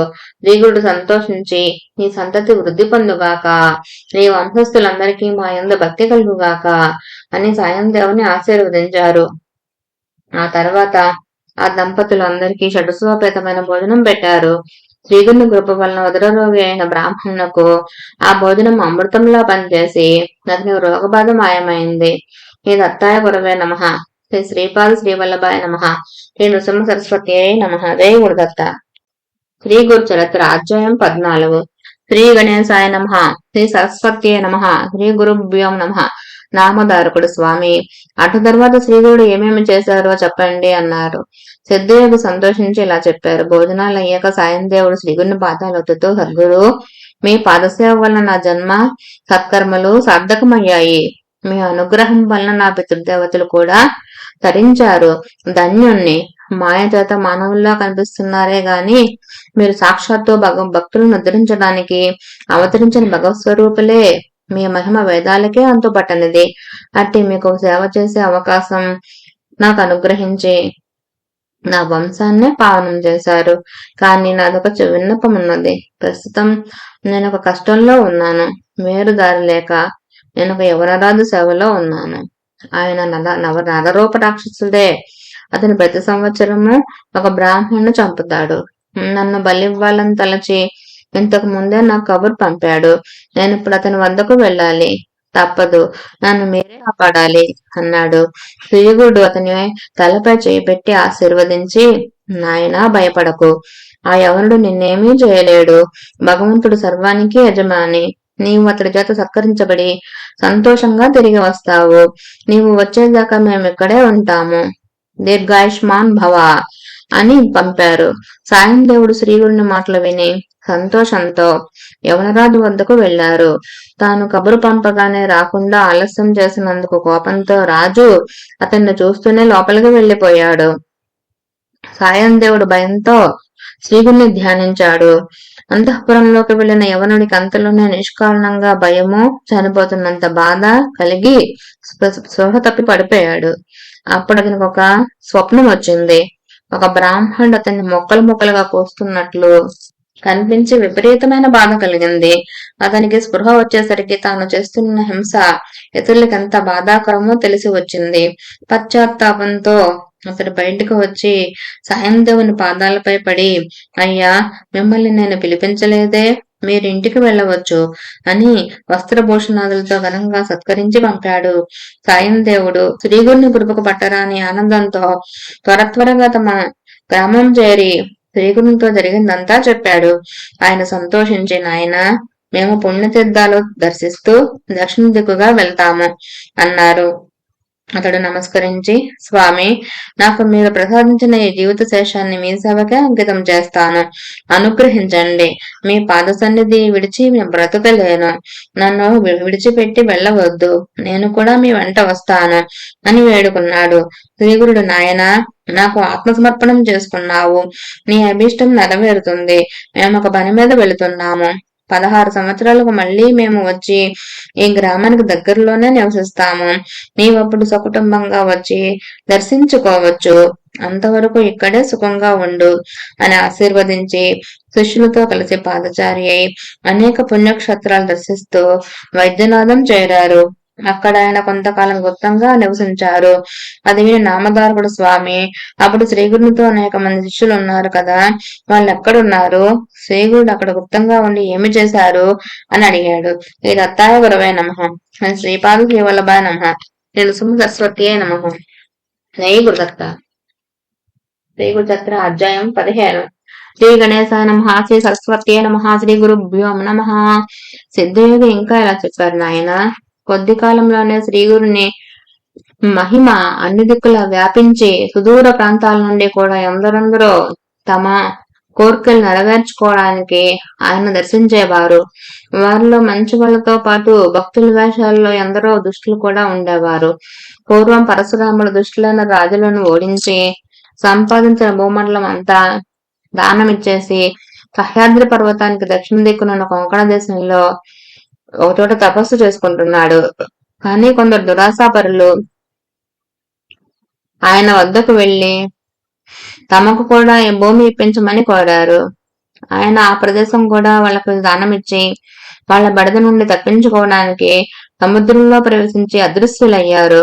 అదే కారణంగా శ్రీగురుడు కూడా వైద్యనాథంలో గుప్తంగా కొంతకాలం ఉండదలుచుకున్నారు.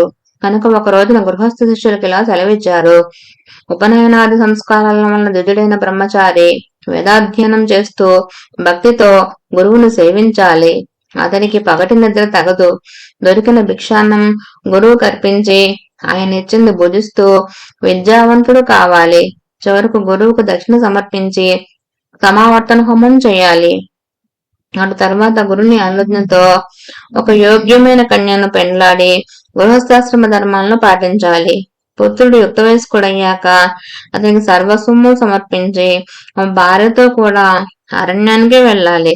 తర్వాత గ్రామ్య విషయాలను వదిలి భార్య యొక్క అనుమతితో సన్యసించాలి. సన్యాసికి జపము, భిక్షాటనము, ధ్యానము, శౌచము, అర్చన ధర్మాలు. అతడు స్త్రీల కథలను వినకూడదు. వాహనములు ఎక్కరాదు. మంచము తాకరాదు. పగలు నిద్రింపరాదు. నిరంతరము ఆత్మదృష్టయ్యై ఉండాలి. వెదురు, సొరకాయ, చెక్క, మట్టి వీటితో చేసిన పాత్రలు మాత్రమే ఉపయోగిస్తూ దండధారి అయి పగలు మాత్రమే భుజించాలి. సంవత్సరమంతా తీర్థాటనం చేస్తూ 3 పగళ్లు మించి ఏ గ్రామంలోనూ నివసించక స్థిరచిత్తుడై ఉండాలి. అలా తిరగడానికి శరీరంలో శక్తి లేకపోతే సదా దైవాన్ని ధ్యానిస్తూ ఒక మహాక్షత్రంలో నివసించాలి. ఇలా చెప్పి గృహస్థ శిష్యులను వారి వారి గృహాలకు పంపి సన్యాసులను శిష్యులకు శ్రీగురుడు ఇలా చెప్పారు: నాయనలారా, మీరందరూ తీర్థయాత్రలకు వెళ్ళండి. మీకు మరలా శ్రీశైలంలో బహుధాన్య సంవత్సరంలో మా దర్శనం అవుతుంది అన్నారు. అప్పుడు ఆ శిష్యులు, స్వామి, సర్వతీర్థాలు మీ పాదాల వద్దనే ఉన్నాయని శాస్త్రాలు చెబుతున్నాయి కదా, మిమ్మల్ని విడిచి మేము ఎక్కడికి పోగలము? దానివల్ల మాకు కలిగే లాభమేమున్నది అన్నారు. అప్పుడు స్వామి, నాయనలారా, సన్యాసమైన మనము 5 రోజులకు మించి ఎక్కడా నిలవకూడదు. సర్వతీర్థాలు దర్శించడం మన ధర్మం. దానివల్ల మనస్సు స్థిరమవుతుంది. అటు తర్వాత ఒక చోట స్థిరంగా ఉండడం శ్రేయస్కరం అని చెప్పారు. అప్పుడు శిష్యులు, స్వామి, మీ మాటయే మాకు ప్రమాణం. మేము ఏ తీర్థాలు దర్శించాలో సెలవేయండి అని కోరారు. అప్పుడు శ్రీగురుడు ఇలా చెప్పారు: నాయనలారా, తీర్థాలన్నింటిలోకి ఉత్తమమైన కాశీకి వెళ్లి గంగను సేవించి గంగా తటయాత్ర చెయ్యండి.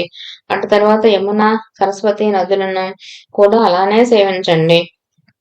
అందువలన పితృదేవతలకు సంతృప్తి, మీకు శాశ్వతమైన బ్రహ్మలోక ప్రాప్తి కలుగుతాయి.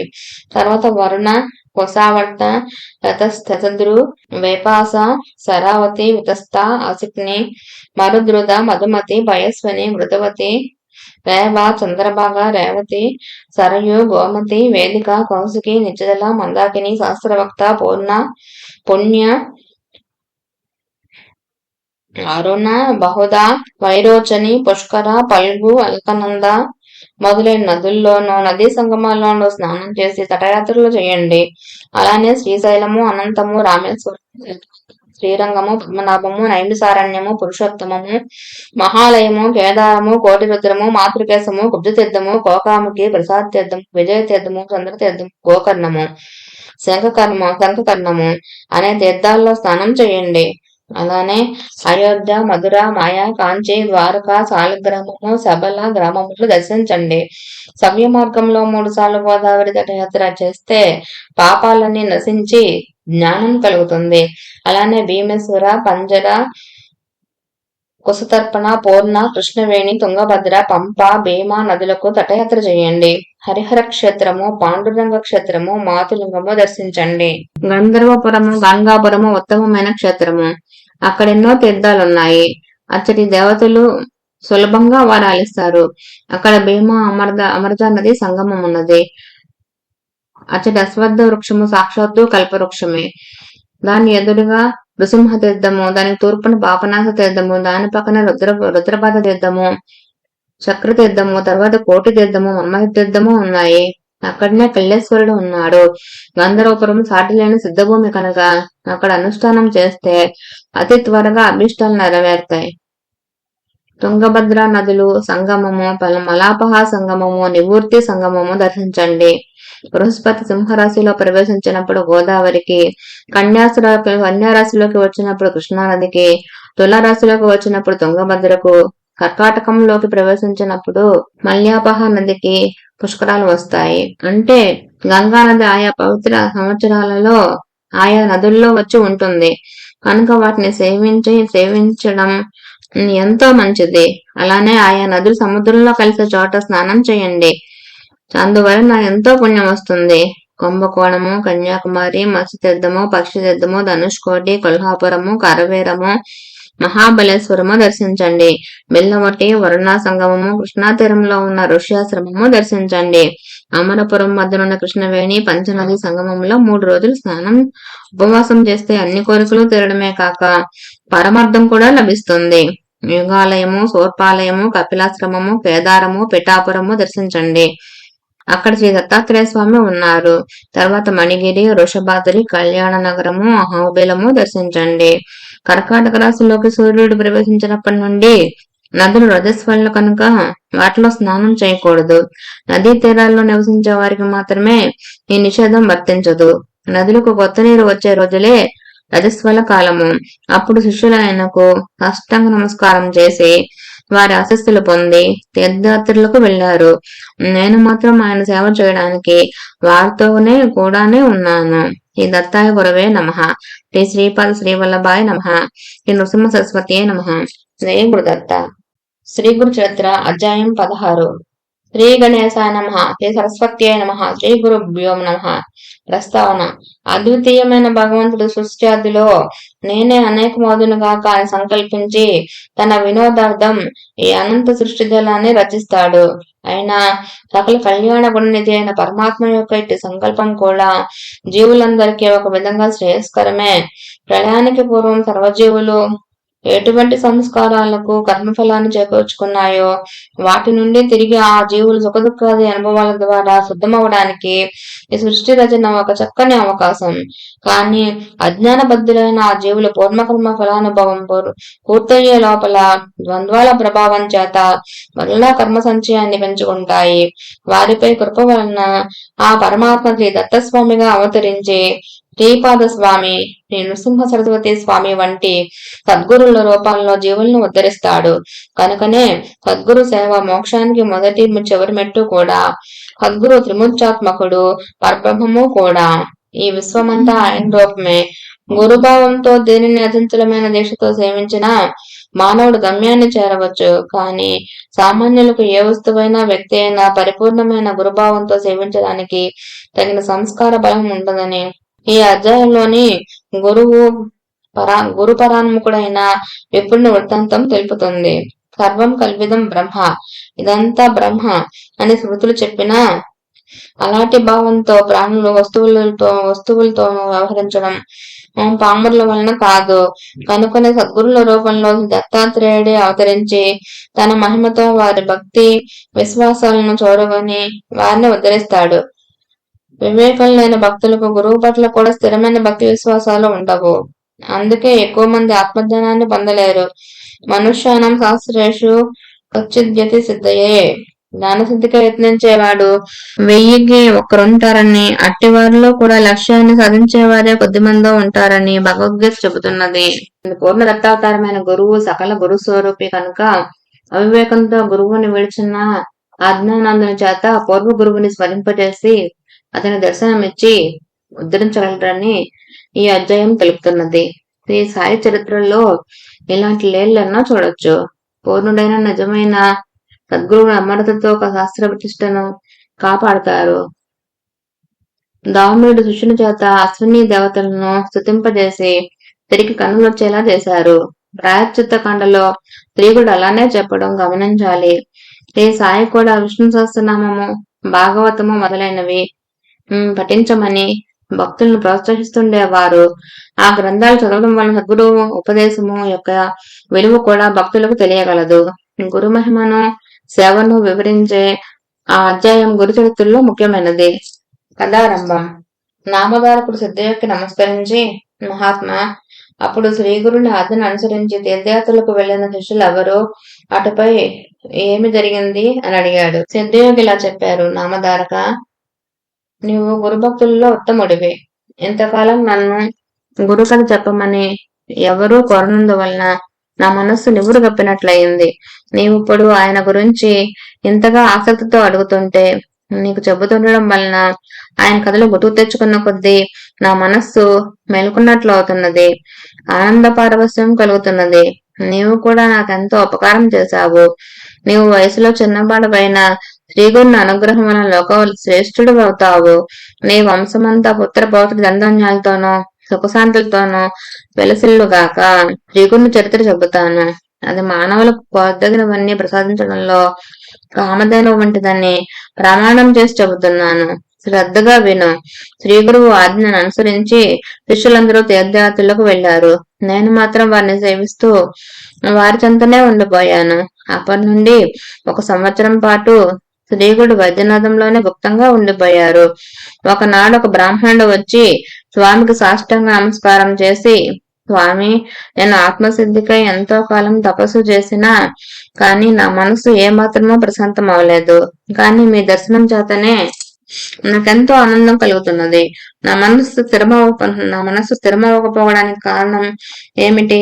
మీరు లోకాన్ని తరింపజేయడానికి అవతరించిన దైవ స్వరూపులు. నన్ను అనుగ్రహించి నాకు తగిన ఉపదేశం చేయండి.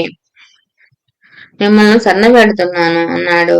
శ్రీగురుడు నవ్వి, నాయనా, నీవు గురువును ఆశ్రయించకుండానే తపస్సులా చేశావు అని అడిగారు. అతడు కన్నీరు కారుస్తూ, స్వామి, మొదట నేను ఒక గురువును ఆశ్రయించి చాలా కాలం సేవించాను. కానీ ఆయన నా చేత అన్ని సేవలు చేయించుకుంటూ నన్నెప్పుడూ తిడుతుండేవారు. కానీ నాకేమీ నేర్పలేదు. ఎప్పటికప్పుడు నీకు ఇంకా బుద్ధి స్థిరం కాలేదు అని చెప్పి నాకు వేదం గాని, శాస్త్రం గాని, భాష్యం గాని చెప్పలేదు. అందువలన ఒకసారి నేను ఆయన చెప్పిన సేవ చేయలేదు. అప్పుడు ఆయన నాపై ఎంతో కోపించి తీవ్రంగా నిందించాడు. వెంటనే నేను ఆయన్ని విడిచి వచ్చేశాను అని చెప్పాడు. శ్రీగురుడు ముఖం మీద వేలు వేసుకుని, అయ్యో బ్రాహ్మణుడా, ఎంత పని చేశావు? నీవు చేసిన పని ఆత్మహత్య అంతటి మహాపాపం. నిజానికి నీవే నీలోని దుర్గుణాలను తెలుసుకోలేక గురువును నిందిస్తున్నావు. నీకు ఇంకా మనసు నిశ్చలం ఎలా అవుతుంది?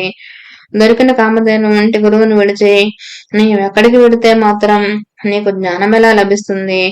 గురుద్రోహికి ఇహంలోనూ పరంలోనూ సుఖం ఉండదు. అతనికి జ్ఞానం అన్నిటికీ కలగదు. అజ్ఞానంధకారంలో చిక్కుపడవలసిందే. గురువును ఎలా సేవించాలో తెలిసిన వాడికి వేదాంగాలు తెలిసి సర్వజ్ఞుడు అవుతాడు. అష్టసిద్ధులు అతనికి అధీనం అవుతాయి. నీ వంటి గురుద్రోహ ముఖం చూడడం కూడా అపశకునం అవుతుంది. దేవాలయంలో మల విసర్జన చేసి అందుకు తిట్టిన వాడిని తప్పుపట్టినట్లుంది నీ పని అన్నారు. అప్పుడు ఆ విప్రుడు భయపడి దుఃఖంతో స్వామి పాదాల భయపడి, పరమ గురు జ్ఞానసాగర, బుద్ధిహీనుడనై తెలియక గురుద్రోహం చేశాను. గురువును ఎలా తెలుసుకోవాలో సేవించాలో తెలిపి నన్ను ఉద్ధరించండి అని దీనాతిదీనంగా ప్రాధాయపడ్డాడు. శ్రీగురుడు అతని దైన్యానికి కరిగిపోయి అపార కరుణతో ఇలా చెప్పారు. నాయన, గురువే తల్లి తండ్రి. ఆయనయే బ్రహ్మ విష్ణు మహేశ్వరుల ప్రత్యక్ష రూపం. నిజమైన మేలు చేయగలవారు ఆయన ఒకరే. ఇందుకు ఏమీ సందేహం లేదు. ఏకాగ్రమైన శ్రద్ధ భక్తులతో పట్టుదలతో గురువును సేవించాలి. అది తెలిపేటందుకు నీకు ఒక పురాణోపాఖ్యానం చెబుతాను, విను. ద్వాపర యుగంలో దౌమిడైన బ్రహ్మర్షి ఉండేవారు. ఆయన దగ్గర అరుణి, వైద్యుడు, ఉపమన్యువు అను 3 శిష్యులు వేదం అభ్యసిస్తూ ఆయన శ్రద్ధతో సేవిస్తుండేవారు. అహంకారం మొదలైన దోషాలు తొలగి మనస్సుకు శుద్ధి కలగడానికి వెనుకటి గురువులు శిష్యుల చేత సేవలు చేస్తుండేవారు. అతని సేవను బట్టి అతని గురుభక్తిని మనశుద్ధిని నిరూపించి అనుగ్రహించేవారు. ఒకనాడు దౌమ్యుడు అరుణుని పిలిచి, నీవు మన పొలానికి వెళ్లి చెరువు నిండా దానికి నీరు పెట్టు, లేకపోతే వరి పైరు ఎండిపోతుంది అని చెప్పారు. అరుణి వెంటనే వెళ్లి చెరువు నుండి కాలువ ద్వారా నీరు పెట్టాడు. కానీ కాలువకు ఒకచోట గండిపడి నీళ్లన్నీ పొలానికి పోతున్నాయి. మట్టి రాళ్లు ఎంత వేసినా కట్ట నిలవడం లేదు. అప్పుడు అతడు ప్రాణం పోయినా సరే గురువు చెప్పింది చేసి తీరాలన్న నిశ్చయంతో ఆ గండికి తాను అడ్డుపడుకొని గురువును ధ్యానిస్తున్నాడు. అప్పుడు ఆ నీరు అతని మీదుగా పొలానికి ప్రవహించింది. చీకటి పడినా కూడా అరుణి ఆశ్రమానికి రాకపోయేసరికి దౌమ్యుడు వచ్చి పొలం నిండుగా నీరుండడం గమనించాడు. కాని శిష్యుడే కనిపించలేదు. అతడు ఏ పులి బారినైనా పడ్డాడేమోనని అనుమానించి ఆయన శిష్యుని కోసం బిగ్గరగా పిలిచారు. అరుణి సమాధానం ఇయ్యలేక కొంచెంగా శబ్దం చేశాడు. దాన్ని బట్టి దౌమ్యుల వారు వచ్చి శిష్యుని లేవనెత్తి కౌగలించుకొని సంపూర్ణంగా అనుగ్రహించారు. వెంటనే అతడు సర్వశాస్త్ర పారంగతుడైనాడు. అప్పుడు దౌమ్య మహర్షి, నాయన నీవు ఇంటికి వెళ్లి తగిన కన్యను వివాహమాడి స్వధర్మం ఆచరించు, కృతార్థుడు అవుతావు అని ఆదేశించారు. అరుని గురువులకు నమస్కరించి ఇంటికి వెళ్లి లోకపూజ్యుడయ్యాడు. ఒకరోజు దౌమ్యుడు తన రెండవ శిష్యుని పిలిచి, నాయన పైరు పంటకొచ్చింది, నీవు రోజు కావలి కాచి పైరు కోసి ధాన్యం ఇంటికి చేర్చాలని చెప్పాడు. వైద్యుడు తన గురుసేవ లభించినందుకు సంతోషించి పైరును ఎంతో జాగ్రత్తగా సంరక్షించి పంట పక్వానికి వచ్చాక కోయించాడు. తర్వాత ధాన్యం రాశిగా కోయించి ఆ సంగతి గురువుకు చెప్పాడు. ఆయన అతనికి ఒక బండి, ఒక దున్నపోతును ఇచ్చి ధాన్యం ఇంటికి చేర్చమని చెప్పారు. అతడు బండి కాడికి ఒక పక్క ఆ దున్నపోతుని కట్టి మరొక దున్నపోతు లేనందున రెండో వైపు కాడిని తన భుజాన వేసుకొని ధాన్యం ఇంటికి తీసుకొస్తున్నాడు. దారిలో ఒక చోట బురదలో ఆ దున్నపోతు కూరుకుపోయింది. అప్పుడు వైద్యుడు దున్నపోతును విడిపించి తానొక్కడే బండిని బురదలోంచి లాగడానికి ప్రయత్నించి ఆ శ్రమకి ఓర్వలేక స్పృహ తప్పి పడిపోయాడు. కొంతసేపటికి దౌమ్యుడు అక్కడికి వచ్చి చూసి అతని గురుసేవాదీక్షకు మెచ్చి అతని మెడ నుంచి కాడి తొలగించి అతనిని లేవదీసి కౌగిలించుకొని అనుగ్రహించారు. వెంటనే వేదశాస్త్ర విజ్ఞానం అంతా అతనిలో మేల్కొన్నది. గురువు అతనికి సెలవిచ్చి ఇంటికి పంపారు. కొద్ది కాలంలోనే అతడు కూడా అరుణి వలె లోక ప్రసిద్ధుడయ్యాడు. ఇంకా ఉపమన్యువు మాత్రమే ఆ మహర్షిని సేవిస్తుండేవాడు. అతడు అతిగా భోజనం చేసేవాడు. ఆ మాంద్యం వలన విద్యాభ్యాసంలో అతని మనస్సు నిలిచేది కాదు. దౌమ్యుడు ఆలోచించి ఒకరోజు అతన్ని పిలిచి, నాయన నీవు గోవులను అడవిలోనికి తోలుకొని పోయి మేపుకొని వస్తుండు అని చెప్పారు. ఉపమన్యువు గోవులను అడవికి తీసుకెళ్లాడు. కొంతసేపటికి అతనికి ఆకలి వేయసాగింది. వెంటనే అతడు ఆవులను ఇంటికి తోలుకొచ్చాడు. దౌమ్యుడు అది చూసి, నేను ప్రతిరోజు సూర్యాస్తమయం వరకు గోవులను మేపాలి అన్నారు. మర్నాటి నుండి ఆవులు మేస్తుండగా బాగా ఆకలైనప్పుడు అతడు స్నానం చేసి సంధ్య వార్చుకొని దగ్గరలో ఉన్న బ్రాహ్మణుల ఇండ్లలో భిక్ష తెచ్చుకొని భోజనం చేయసాగాడు. అందువల్ల కొద్ది కాలానికి అతని శరీరానికి మంచి పుష్టి కలిగింది.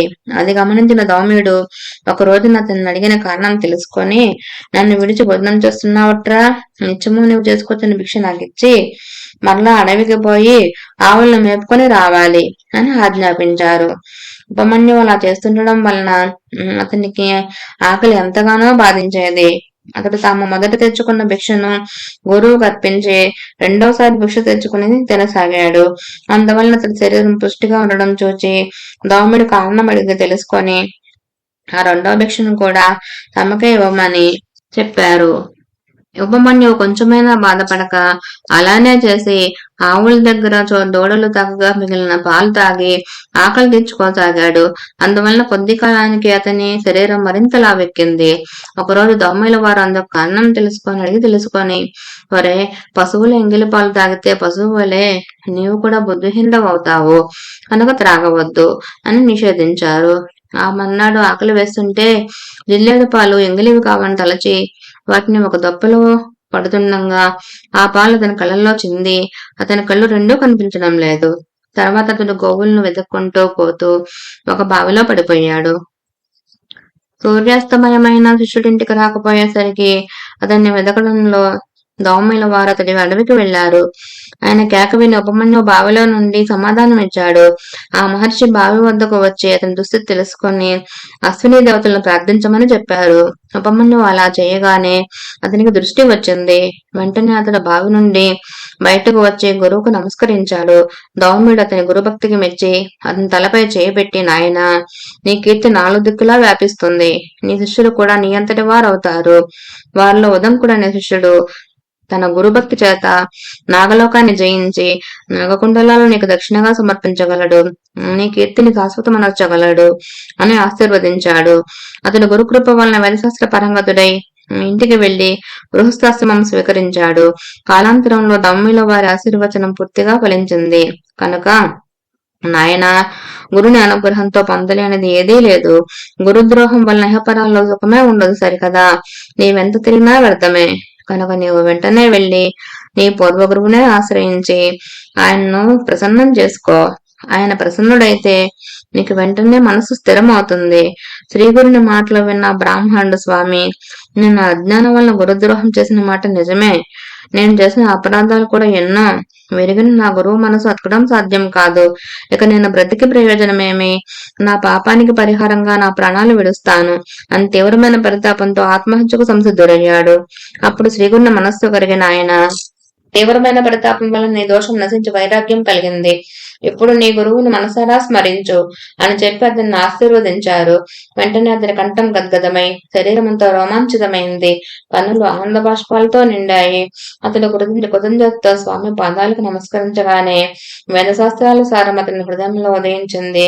అప్పుడు శ్రీగురుడు, నాయన, నేను చెప్పిన గురు మహిమ హృదయంలో నిలుపుకొని నీవు గురువు వద్దకు వెళ్ళు.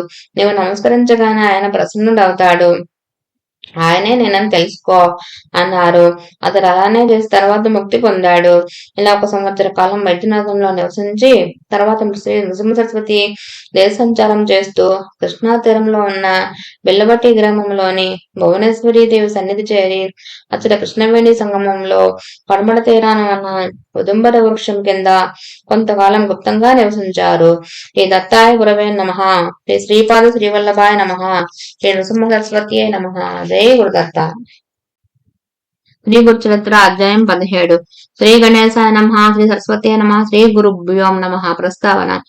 ఈ 17, 18, 19 అధ్యాయాల్లో నృసింహ సరస్వతి స్వామి యొక్క అవతార లీలలకు ముఖ్య రంగస్థలమైన అమరపురము నర్సోబావాడి, అమరపురం అంటే నర్సోబావాడి క్షేత్ర మహత్యాన్ని, అక్కడ శ్రీగురుడు చేసిన లీలలను వర్ణిస్తుంది. ఆయన మూర్ఖ బ్రాహ్మణుని తలపై తమ చేపెట్టి సకల విద్యా పారంగతులు చేశారు. అలాంటి లీల శ్రీ స్వామి సమర్థులు 1856 నుండి 78 మధ్య కాలంలో వారి జీవిత చరిత్రలో చూడవచ్చు. పేద బ్రాహ్మణ దంపతులకు భుక్తి ముక్తులను ప్రసాదించాడు. ఇలాంటి లీలలు కూడా ఈ స్వామి సమర్థ ఈ షిరిడి సాయిబాబా జీవిత చరిత్రలో చూడవచ్చు. గంగానదుడనే భక్తుల చేత క్షణకాలంలో త్రిస్థలి, కాశీ, ప్రయాగ, గయా క్షేత్రాల యాత్ర చేయించాడు.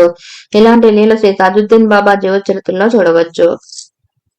శ్రీ దత్తాత్రేయ స్వామి నేటికి ఎలాంటి సద్గురు రూపాల్లో మానవులను ధరిస్తున్నారో వీరి చరిత్రలో చూడవచ్చు. అది గుర్తుంచుకొని మనం ఈ పారాయణ చేయాలి. శ్రద్ధాయుతమైన ఈ అధ్యాయము పారాయణ ఆయా క్షేత్ర దర్శనంతో సమానం.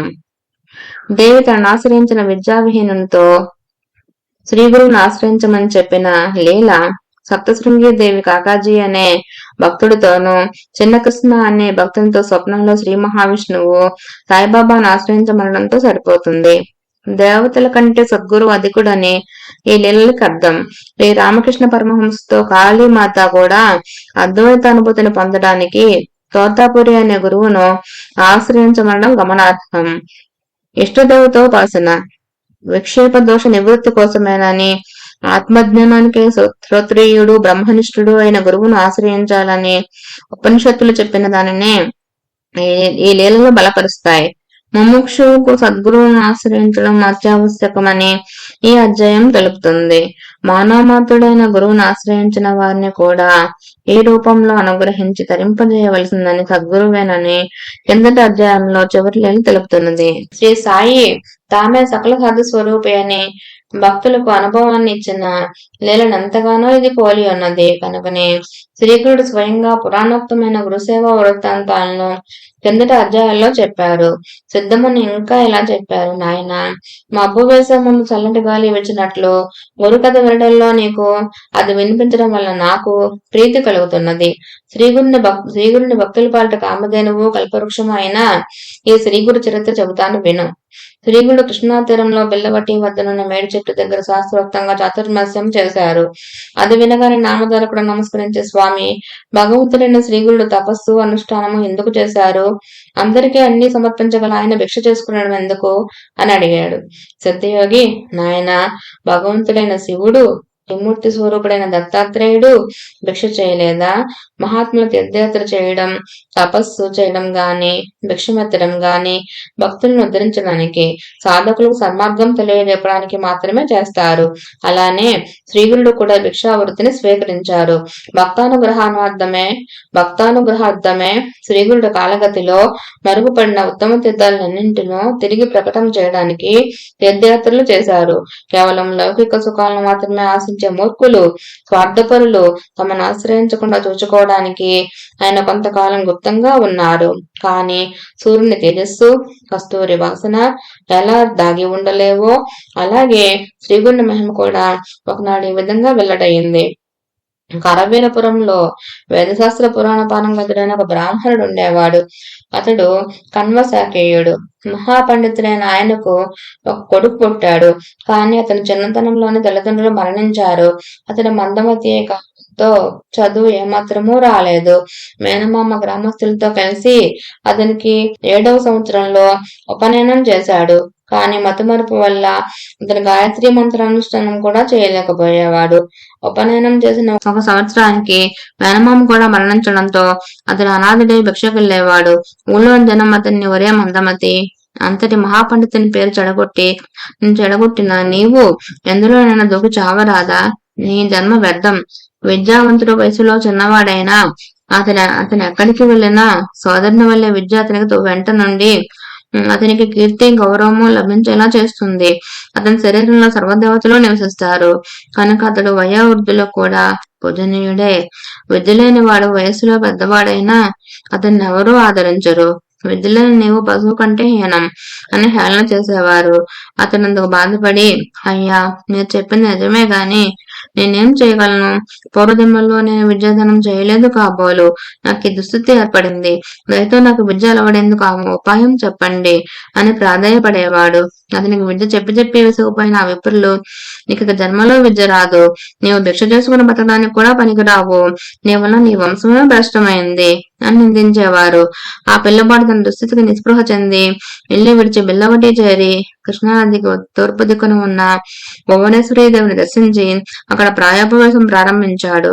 అలా 3 రోజులు గడిచినా ఆ తల్లి దర్శనమియ్యకపోయేసరికి అతని పట్టరాని కోపంతో తన నాలుక కోసి దేవి పాదాల వద్ద పెట్టి, అమ్మా, నీవు కూడా నన్ను అనుగ్రహించుకుంటే రేపు నా తల నదికి నీకు సమర్పించి నీ ఎదుటనే ప్రాణాలు విడుస్తాను అని చెప్పుకున్నాడు. నాటి రాత్రి దేవి అతడి కళ్ళలో కనిపించి, నాయనా, నాపై అలుగవద్దు. కృష్ణానదికి పడమటి తీరాన ఉన్న మేడి చెట్టు కింద కృష్ణుని తపస్సు చేసుకుంటున్న సన్యాసి సాక్షాత్తు శివుని అవతారం. అపార శక్తిమంతుడు, నీ కోరిక తీర్చగలడు అని చెప్పింది. అతడు వెంటనే నిద్రలేచి బయలుదేరి శ్రీగుడిని దర్శించి సాష్టాంగ నమస్కారం చేశాడు. శ్రీగుడు ప్రసన్నులై అతని శిరస్సు మీద తన చెయ్యి ఉంచి ఆశీర్వదించారు. అతనికి వెంటనే నాలుక రావడమే కాక సకల విద్యలు సిద్ధించాయి. కాకి మనసరోవరం చేరి రాజహంసగా మారినట్లు, పరశువేద స్పర్శతో ఇనుము బంగారమైనట్లు శ్రీగుడిని హస్తస్పర్శ వలన ఆ విప్రకుమారుడు మహాజ్ఞాని అయ్యాడు. శ్రీగుడిని నివాసం వలన ఆ స్థలం మహామహిమ కలదయింది. ఈ దత్తాయ గురవే నమః. శ్రీ శ్రీపా శ్రీవల్లభాయ నమః. శ్రీ నృసింహ సరస్వతి అయి నమః. జై గురుదత్త. అధ్యాయం 18. శ్రీ గురు చరిత్ర. శ్రీ గణేశాయ నమః. శ్రీ సరస్వతి నమః. శ్రీ గురుభ్యోం నమః. నామధారకుడు స్వామి శ్రీగురుని లీలలు ఇంకా వినిపించవలసింది అని ప్రార్థించాడు. సిద్ధయోగి ఇలా చెప్పారు, నాయన, అంతవరకు గుప్తంగా ఉన్న శ్రీగురుని మహిమ ఈ లీల వల్ల లోకానికి వెల్లడైంది. ఇక శ్రీగురుడు తమ గుప్త జీవితం విడిచిపెట్టి లోక ప్రసిద్ధుడై అప్పటి నుండి వర్ణాసంగమం చేరి అక్కడి నుండి కృష్ణాతీరంలో ఉన్న తీర్థాల్లో స్నానం చేస్తూ కృష్ణా పంచనది సంగమానికి వెళ్లి అక్కడ 12 సంవత్సరాలు నివసించారు. అక్కడ శివ, భద్ర, భోగవతి, కుంభి, సరస్వతి అనే మహాపవిత్రమైన 5 నదులు ఒక్కటై కృష్ణా నదిలో కలుస్తాయి. అందువల్ల దీని మహిమ పురాణాల్లో కూడా మనోహర తీర్థమని ఎంతగానో కీర్తించబడింది. అక్కడ ఎన్నో తీర్థాలు ఉన్నాయి. అక్కడి నుండి తూర్పున అమరపురం అనే గ్రామంలో అమరేశ్వరుడు, ఆయన సన్నిధిలో 64 మంది యోగినులు నివసిస్తున్నారు. అతడి అమరేశ్వర లింగం సాక్షాత్తు కాశీ విశ్వేశ్వరుడే. అక్కడ వేణి నదితో కలిసి కృష్ణ దక్షిణ దిక్కుగా ప్రవహిస్తున్నది. అక్కడకు ఉత్తర దిక్కున శుక్ల తీర్థము, ఉదుంబర వృక్షము దగ్గర పాపనాశ తీర్థము, కామ్య తీర్థము, వరద తీర్థము ఉన్నాయి. సంగమంలో శక్తి తీర్థము, చామర తీర్థము, కోటి తీర్థము ఉన్నాయి. అవన్నీ అపారమైన మహిమ గలవే. అచ్చటి కృష్ణా పంచగంగలో స్నానం చేస్తే సర్వకార్యాలు నెరవేరుతాయి. అది గొప్ప తీర్థక్షేత్రం. దాని దర్శనం చేతనే అభిష్టాలు నెరవేరుతాయి. అక్కడ మేడి చెట్టు సాక్షాత్తు కల్పవృక్షము. ఆ క్షేత్ర మహిమను వెల్లడి చేయడమే శ్రీగురుడు అక్కడ. ఆ క్షేత్ర మహిమను వెల్లడి చేయడానికే శ్రీగురుడు అక్కడ అంతకాలం నివసించారు. ఇదే నేడు నరసోబావాడి లేక నృసింహవాడి అనే క్షేత్రం. ఈ నృసింహ సరస్వతి స్వామి ప్రతిరోజు భిక్షకు అమర్పురానికి వెళ్తుండేవారు. ఆ గ్రామంలో ఒక నిరుపేద బ్రాహ్మణుడు ఉండేవాడు. అతడు పరమ సాత్వికుడు. కేవలం యాయవారి వృత్తితో జీవిస్తూ ఉండేవాడు. అతనికి ఒక కుమారుడు, ఒక కుమార్తె ఉన్నారు. అతని ఇంటి ముందు తమపాదు ఒకటి ఉండేది. అతని గ్రామంలో గింజలు లభించినప్పుడు ఆ కుటుంబం ఆ కూర వండుకొని తినేవారు. అయినప్పటికీ ఆ బ్రాహ్మణుడు పంచయజ్ఞాలను సక్రమంగా నిర్వర్తిస్తూ అతిథులను తమ శక్తిని అనుసరించి సేవిస్తూ ఉండేవాడు. ఒకరోజు శ్రీగురుడు అతని ఇంటికి భిక్షకు వెళ్లారు. ఆ బ్రాహ్మణుడు స్వామిని ఆహ్వానించి పూజించాడు. ఆ రోజు ధాన్యం లభించకపోవడం వలన తమ ఇంటి ముందున్న తమ్మకాయలు కోసి వండి స్వామికి దాన్ని సమర్పించారు. తర్వాత స్వామి వారింట్లోనే కొద్దిసేపు విశ్రాంతి తీసుకొని, మీ ఆతిథ్యానికి మేమెంతో సంతోషించాము, నేటితో మీ దారిద్ర్యం తీరిపోయింది అని చెప్పి నిండుగా కాచిన ఆ పాదని పీకివేసి దాని కొమ్మలను తుంచి వేస్తూ త్వరగా వెళ్లిపోయారు. అది చూసి ఆ ఇల్లాలు ఎంతో దుఃఖించి, అయ్యో స్వామికి ఈ రోజు మనం చేసిన అపరాధం ఏమిటి? మనకు జీవనాధారమైన ఈ పాదని పీకివేశారే, మనం జీవించడం ఎలా అని బాధపడుతుంటే, ఆ బ్రాహ్మణుడు సర్వము ఈశ్వరేచ్ఛ వలన మన ప్రారంధాన్ని అనుసరించి జరుగుతుంది. చీమల దగ్గర నుండి సర్వజీవులకు ఆయువు ఆహారము ప్రసాదిస్తాడే గాని ఆయన మనకెందుకు కీడు చేస్తారు? ఏదైనా మన కర్మను అనుసరించే జరుగుతుంది. నువ్వు బాధపడవద్దు అని ఆమెను ఓదార్చి దాన్ని తిరిగి నాటాలని ఆ పాదు మొదట్లో తవ్వాడు. గడ్డపారకు ఒక లోహపాత్ర తగిలిన శబ్దం వచ్చింది. అక్కడ త్రవ్వి చూడగా ఒక రాగి బిందె నిండుగా బంగారు నాణాలు ఉన్నాయి. అతడెంతో సంతోషంతో దాన్ని తన భార్యకు చూపి, చూచావా, స్వామి ఈ లతను బీకివేయడం వల్లనే ఈ నిధి మనకు దొరికింది. నేను సాక్షాత్తు పరమేశ్వరుడే అని చెప్పాడు. వెంటనే ఆ దంపతులు శ్రీగురుని దర్శించి ఆ వృత్తాంతం ఆయనకు విన్నవించాడు. అప్పుడు శ్రీగురుడు, నాయనా, నీవు ఈ విషయం ఎవరికీ చెప్పొద్దు. చెబితే సంపద నశిస్తుంది. స్వధర్మాన్ని అనుసరిస్తూ భోగభాగ్యాలను అనుభవించి తర్వాత నిరామయులై ముక్తి పొందుతారు అని దీవించి పంపారు. ఈ దత్తాయ గురవే నమః. శ్రీ శ్రీపాద శ్రీవల్లభాయ నమః. శ్రీ నృసింహ సరస్వత్యై నమః. శ్రీ గురుదత్త. శ్రీ గణేశాయ నమః. శ్రీ సరస్వతి నమః. శ్రీ గురుభ్యోం నమః. నామధారకుడు స్వామి అశ్వత్థ వృక్షం, రావి చెట్టు వంటి పవిత్రమైన వృక్షాలెన్నో ఉండగా శ్రీగురుడు ప్రత్యేకంగా ఉదుంబర వృక్షం అంటే మేడి చెట్టు మూలంలోనే నివసించడానికి కారణమేమి అని ప్రశ్నించాడు. అప్పుడు సిద్ధమునింద్రుడు ఇలా చెప్పారు.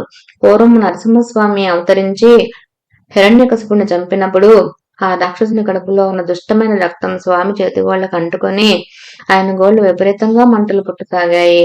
అప్పుడు లక్ష్మీదేవి మేడి పండ్లతోనూ ఆకులతోనూ ఆ బాధ నివారింపజేసింది. అందులకు స్వామి సంతోషించి ఆ వృక్షాన్ని నిన్ను భక్తితో సేవించిన వారికి విషబాధ తొలగునుగాక, నిన్ను పూజించిన వారి పాపాలు నశించి అభీష్టాలు నెరవేరుతాయి. నేను ఎడను చేసిన జపధ్యానాదులకు అపారమైన ఫలితం ఉంటుంది. మేమిద్దరము నీ యందు నివసిస్తాము అని వరమిచ్చాడు. ఆ వరాన్ని అనుసరించే భగవంతుడైన శ్రీగురుడు ఆ చెట్టు క్రింద నివసించారు. నేటికి ఆ వృక్షంలో ఈ దత్తాత్రేయుడైన శ్రీగురుడు నివసిస్తుంటారు. శ్రీగురుడు అక్కడ నివసిస్తున్న రోజుల్లో అమరేశ్వరుని సన్నిధిలో ఉన్న 40 మంది యోగుల్లో మధ్యాహ్న సమయంలో ఉదంబర వృక్షం కిందనున్న శ్రీగురుని దర్శించి తమ ఆశ్రమాన్ని తీసుకుని వెళ్లి యథావిధిగా పూజించి ఆయనకు భిక్ష ఇవ్వసాగారు. ఆయన వారి భిక్షను స్వీకరించి మరలా వచ్చి ఆ వృక్ష మూలంలో కూర్చుంటుండేవారు. అమరపురంలోని విప్రులకు ఆ స్వామి నిత్యము భిక్ష కోసం తమ గ్రామానికి రాకపోవడం వింతగా తోచేది. ఆయన అడవిలో నిరాహారిగా ఎలా జీవిస్తున్నారో అర్థం కాలేదు. వారు ఆ రహస్యాన్ని తెలుసుకోదలిచి ఒక మనిషిని అందుకు నియమించారు. అతడు దాగి ఉండి మధ్యాహ్న సమయంలో స్వామిని గమనించాలని ప్రయత్నిస్తుండేవాడు. కానీ సమయం అయ్యేసరికి అతనికి ఆ మహాత్ముని రహస్యం తెలుసుకోకపోవడం మహాపాపమని తోచి విపరీతమైన భయం వేస్తుండేది. దాన్ని తట్టుకోలేక ఒకరోజు అతడు ఇంటికి పారిపోయాడు. అక్కడకు దగ్గరలోనే గంగాధరుడు ఉండేవాడు. ఎక్కడికి దగ్గరలోనే గంగాధరుడు అనేవాడు తన పొలానికి కావలి కాచుకుంటూ ఉండేవాడు. ఒకరోజు ఒక అద్భుతమైన దృశ్యం అతని కంటపడింది. అకస్మాత్తుగా నదీ జలం అడ్డంగా రెండుగా చీలిపోయింది. అందులో నుంచి ఎవరో వస్తున్నట్లు తోచి గమనించగా యోగులు కొందరు నది నుండి బయటికి వచ్చి అతడి మేడు చెట్టు కింద కూర్చుని ఉన్న శ్రీగురుని వద్దకు వెళ్లారు. వారు ఆయనను పూజించి ఆయన సన్నిధిలో కొంతసేపు ధ్యానం చేసుకుని తర్వాత స్వామిని తీసుకొని వచ్చిన దాన్నే నది మధ్యకు వెళ్లిపోయారు. మన్నాడు కూడా అదే సమయానికి సరిగ్గా అలానే జరగడం చూచి అతడు ఆశ్చర్యపోయి కొంచెం దూరం వారిని అనుసరించాడు. ఆ నది మధ్యలోనే ఒక దివ్య మందిరం చూచాడు. వారు దేవకన్యలని వారి చేత పూజింపబడుతున్న అతి సామాన్య మానవుడు కాడని అతడు గుర్తించాడు. మూడో రోజు అదే సమయానికి అతడికి వెళ్లి అతడు ఆ యోగులు వెనకనే నదీ గర్భంలోకి ఇంకొంచెం ముందుకు వెళ్లి అతడి మందిర ద్వారం దగ్గర నిలచి అక్కడ జరిగేదంతా శ్రద్ధగా గమనిస్తున్నాడు. యోగులు స్వామిని రత్నగతి సింహాసనంపై కూర్చోబెట్టి పూజ చేసి నిరాధనమిచ్చి షడ్శోభితమైన భోజనం సమర్పించారు. తర్వాత శ్రీగురుడు మందిరం నుండి తిరిగి వస్తూ గంగాధరుని చూసి నీవెవరు, ఇక్కడికి ఎందుకు వచ్చావు అని అడిగారు. అతడు భయపడి ఆపాదమస్తకము వణికిపోతూ స్వామి, నా పేరు గంగాధరుడు. నేను కుతూహలం ఆపుకోలేక మీ వెనుక తిరిగి చూడవచ్చాను. నా అపరాధం క్షమించండి. ఆయనకు నమస్కరించి మీరు సాక్షాత్తు త్రిమూర్తి స్వరూపులు, అజ్ఞానులైన మానవులు మీ నిజరూపం తెలుసుకోలేకున్నారు. నన్ను ఉద్ధరించండి అని వేడుకున్నాడు. స్వామి సంతోషించి, నాయన నేటితో నీ కష్టాలన్నీ తీరిపోయాయి. నీవు కోరుకున్నవన్నీ నీకు లభిస్తాయి. కానీ నీవు ఇప్పుడు చూసింది మేమేమి ప్రాంతంలో ఉన్నంత కాలం ఎవరికి చెప్పొద్దు. చెప్తే తక్షణమే నీవు మరణిస్తావు అని అన్నారు. గంగాధరుడు అలాగేనని చెప్పి గురువుకు నమస్కరించి సంతోషంగా తన పొలానికి వెళ్ళాడు. ఇప్పుడు అతనికి అక్కడ ఒక నిధి దొరికింది. నాటి నుండి అతడు ప్రతిరోజు భార్యా సమేతంగా వచ్చి శ్రీగురుని సేవిస్తుండేవాడు. ఒక మాఘ పూర్ణిమ రోజున గంగాధరుడు యథాప్రకారం శ్రీగురుని దర్శించి, స్వామి, మాఘమాసంలో ప్రయాగ కాశీగైల్లో స్నానం చేయడం ఎంతో పుణ్యమని చెబుతారు కదా, కానీ వాటిని నేను దర్శించనైనా లేదు. ఆ క్షేత్రాల మహత్యం విన్నా కూడా పుణ్యం వస్తుందంటారు. కనుక దయతో వాటిని వివరించి చెప్పండి అని కోరాడు. ఈ నరసింహ సరస్వతి సంతోషించి శ్రీకృష్ణ పంచనది సంగమం సాక్షాత్తు ప్రయాగయే. త్రిస్థలేని ప్రసిద్ధి కలిగిన ప్రయాగ కాశీ గయా ఎంతో మహత్తరమైనవి. అలానే ఇక్కడ సంగమం, యుగాలయం, కరవేరం అనే మూడు కూడా త్రిస్థలి అని తెలుసుకో. ఈ మూడింటిని నీకు ఇప్పుడే చూపిస్తాను అని చెప్పి స్వామి పులచర్మంపై కూర్చుని గంగానదుని తమ పాదకులను గట్టిగా పట్టుకోమని చెప్పి కళ్ళు మూసుకోమన్నారు. క్షణకాలంలో శ్రీగురుడికి ప్రయాగ దర్శనం చేయించి మధ్యాహ్నం కాశీలో విశ్వనాథుని దర్శనం చేయించారు. సాయంత్రం అయ్యేసరికి గయా దర్శనం కూడా చేయించి సూర్యాస్తమయానికి తిరిగి అతని సంగమానికి తీసుకువచ్చారు. తర్వాత త్రిస్థలితో సమానమైన అక్కడ ఉన్న 3 క్షేత్రాలను కూడా చూపించారు. ఈ రీతి నా క్షేత్ర మహత్యం వెల్లడి చేశాక శ్రీగురుడు ఆ చోటు విడిచిపోదలిచారు. ఆ సంగతి విని యోగులను ఆయన దర్శించి నమస్కరించి, ప్రభు, మీ సేవకులమైన మమ్మల్ని విడిచిపెట్టి ఎక్కడికి పోతారు అని విలపించారు. శ్రీగురుడు వారిని ఊరడించి, లోకుల దృష్టికి వెళ్ళినట్లుగా కనిపించినా మేము నిజానికి అదృశ్యంగా ఈ ఉదుంబర వృక్షంలోనే ఎల్లప్పుడూ ఉంటాము. మీరు కూడా మనోహరమైన ఈ కల్పవృక్షంలోనే నివసించండి. అమరపురానికి తూర్పు దిశన మా నివాసమైన ఈ క్షేత్రం లోక ప్రసిద్ధమవుతుంది. ఇక్కడ అన్నపూర్ణాదేవిని కూడా మేము ప్రతిష్ఠిస్తాము. మమ్మల్ని, ఈ ఉదుంబర వృక్షాన్ని, మా పాదుకులను, ద్విజులను పూజించి తీర్థారులో స్నానం చేసిన వారికి సర్వపాపాలు నశించి అపారమైన పుణ్యం సమకూరి కోరినవన్నీ నెరవేరుతాయి. ఈ వృక్షం కింద చేసిన జపము, హోమము, రుద్రాభిషేకము మొదలైన సత్కర్మలకు 1,000 రెట్లు ఫలముంటుంది. అచ్చటి పాదకులను పూజించి నెమ్మదిగా ప్రదక్షిణం చేసి ప్రతి ప్రదక్షిణానికి చివరి నమస్కారం చేసిన వారికి సర్వరోగాలు నశిస్తాయి అని చెప్పి శ్రీగురుడు ఆశ్వేజ బహుళ ద్వాదశి నాడు గంధర్వ నగరంలోని భీమా అమృత సంగమానికి వెళ్లారు. శ్రీ నరసింహ సరస్వతి స్వామి విశ్వరూపుడైన జగన్నాథుడు. ఆయన సర్వవ్యాపి అయినప్పటికీ ఈ ఉదంబర వృక్షంపై ప్రేమతో దాని కింద నిత్య నివాసం చేస్తూనే ఉన్నారు. శ్రీ దత్తాయ గురవే నమః. శ్రీ శ్రీపాద శ్రీవల్లభాయ నమః. శ్రీ గురుభ్యో నమః. జై గురుదత్త. శ్రీ గురుచరిత్ర అధ్యాయం 20. శ్రీ గణేశాయ నమః. శ్రీ సరస్వతి నమః. శ్రీ గురుభ్యో నమః. ప్రస్తావన. మీరు చదవబోయే 20, 21 అధ్యాయాలు తెలిపే అంశాలు ఇవి. 1.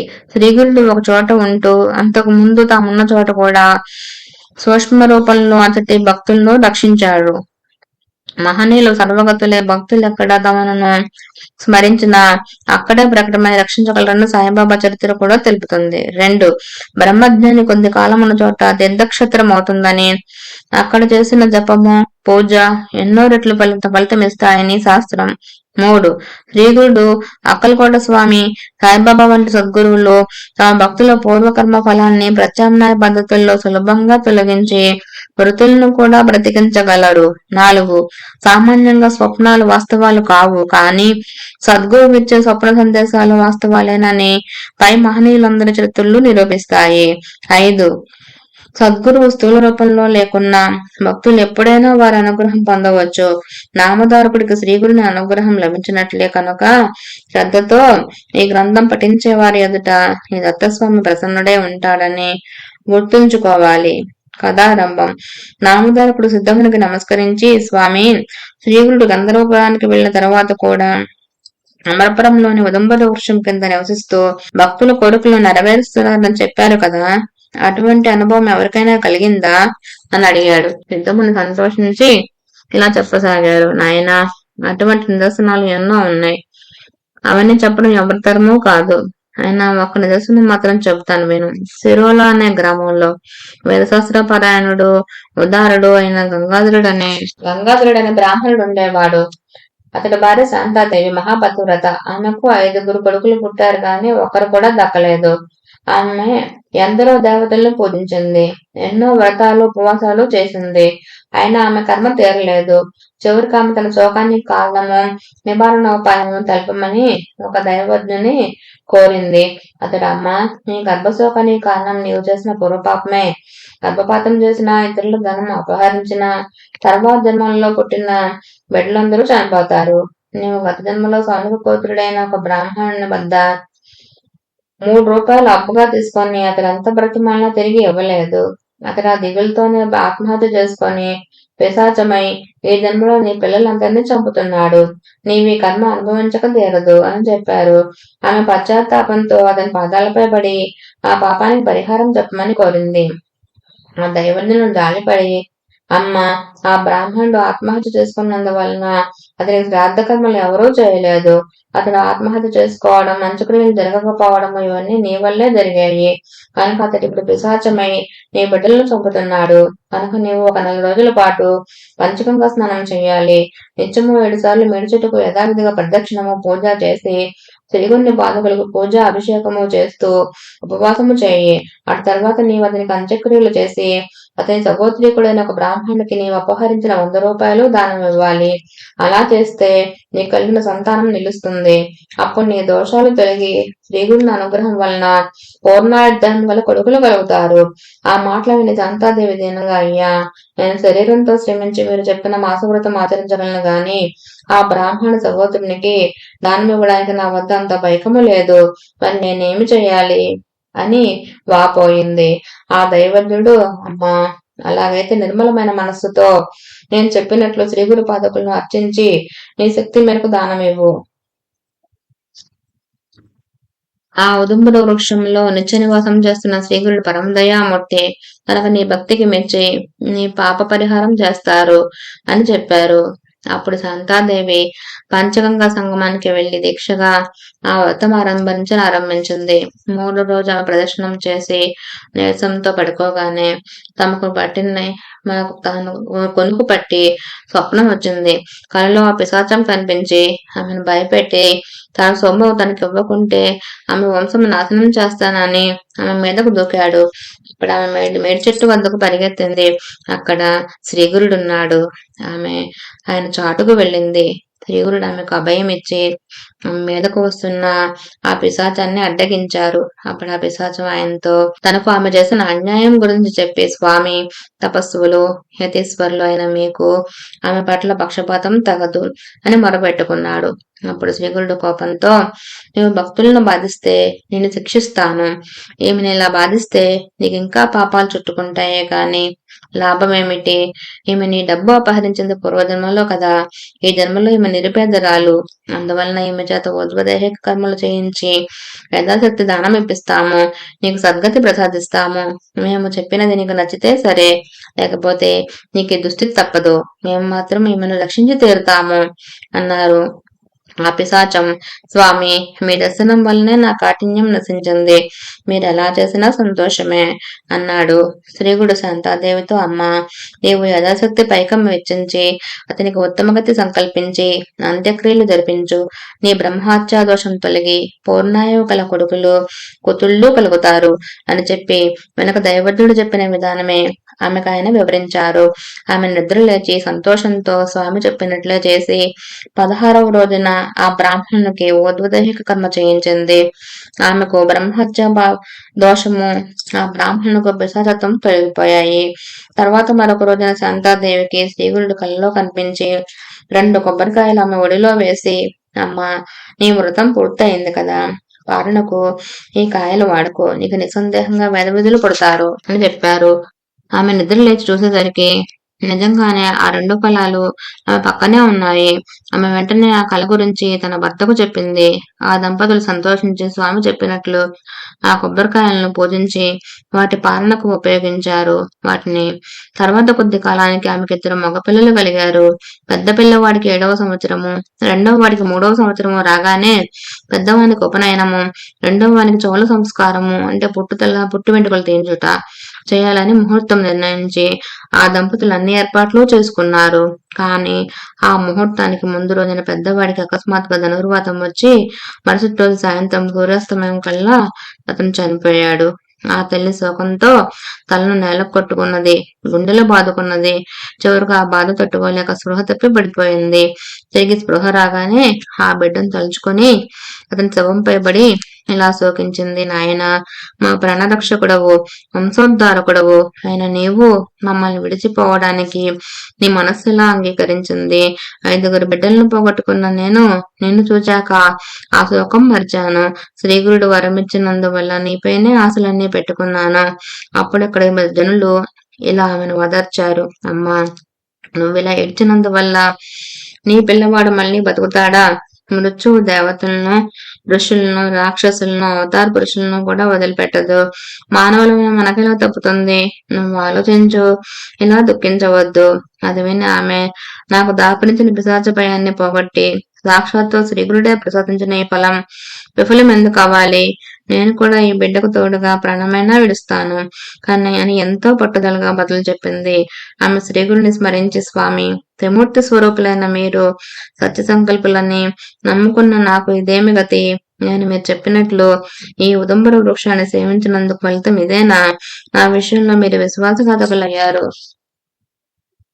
పిశాచ బాధ తొలగించమని మిమ్మల్ని శరణ పొందిన నాకు ఇదేమి ఫలితము? పురు నుండి పారిపోతున్నావు కసాయవారిని శరణ పొందినట్లు తన కష్టాలు నివారించుకోవడానికి దేవాలయంలో ప్రవేశించిన వారిపై ఆలయం విరిగిపడినట్లు అయ్యింది. నాకు ఎంతగా ఆశ చూపిన మీరు నా బిడ్డను ఎందుకు రక్షించలేదు అని రాత్రంతా ఆమె దుఃఖిస్తూనే ఉన్నది. మరుసటి రోజు ఉదయం ఆ గ్రామంలోని బ్రాహ్మణులు వచ్చి ఆమెతో, అమ్మ, నీవు ఇలా శోకించినందువల్ల లాభమేమి? జరగవలసింది జరగకుండా తప్పుతుందా? నీవి మూర్ఖత్వం విడిచి శవాన్నిస్తే అంత్యక్రియలు చేస్తాము అని చెప్పారు. కానీ ఆమె మాత్రం తన పట్టు విడవక ఆ శవంతో పాటు నాకు కూడా అంత్యక్రియలు చేస్తే ఇస్తాను గాని లేకుంటే ఇవ్వను అని చెప్పింది. ఆ శవాన్ని తన హృదయానికి గట్టిగా హత్తుకున్నది. ఆ బ్రాహ్మణులు ఆశ్చర్యపోయి బిడ్డతో కలిసి అగ్నిప్రవేశం చేయడం అన్నది మేము కని విని ఎరుగము, ఇదెక్కడి ధర్మము అనుకున్నారు. ఆమె మాత్రం మధ్యాహ్న సమయం దాటిపోతున్నా శవాన్ని వారికి అప్పగించలేదు.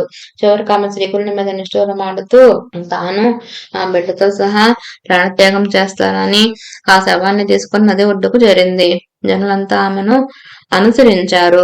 ఇంతలో ఒక బ్రహ్మచారి ఆమె వద్దకు వచ్చి తత్వాన్ని ఉపదేశించాడు. అతడెవరో కాదు, త్రిమూర్తి స్వరూపం భక్తవత్సలుడు అయిన శ్రీగురుడే. శ్రీ దత్తాయ గురవే నమః. శ్రీ శ్రీపాద శ్రీవల్లభాయ నమః. శ్రీ సరస్వతి నమః. జై గురుదత్త. శ్రీ గురుచరిత్ర అధ్యాయం 21. శ్రీ గణేశాయ నమః. శ్రీ సరస్వతి నమః. శ్రీ గురుభ్యోం నమః. సిద్ధమునందుడు ఇంకా ఇలా చెప్పసాగారు. కూతురు శోకంతో కిన్నువాలైన నది తీరానికి వెళ్తున్న శాంతాదేవిని సమీపించి ఆ బ్రహ్మచారి ఇలా అన్నాడు. అమ్మా, నీవు మూర్ఖంగా దుఃఖించవద్దు. నీ జన్మమరణ చక్రంలో శరీరాలు నీటి బుడగల వలె పుట్టి నశిస్తుండడం సహజమే. కర్మానుసారం పంచభూతాల కలయిక వలన శరీరం ఏర్పడి కర్మ తీరిపోగానే పంచభూతాలు విడిపోవడం వల్ల శరీరం నశిస్తుంది. మాయకు అవసరమైన మానవులు తమ దేశమే తామన్న ప్రాంతిని పొంది బిడ్డ, భార్య, మిత్రుడు అనే మమకారం పెంచుకుంటారు. వారు సత్వగుణం వల్ల దైవత్వాన్ని, రజోగుణం వల్ల మానవత్వాన్ని, తమోగుణం వల్ల అధోగతిని పొంది కర్మఫలాన్ని అనుభవిస్తారు. ఈ సృష్టిలో ఇది ఎవరికైనా తప్పదు.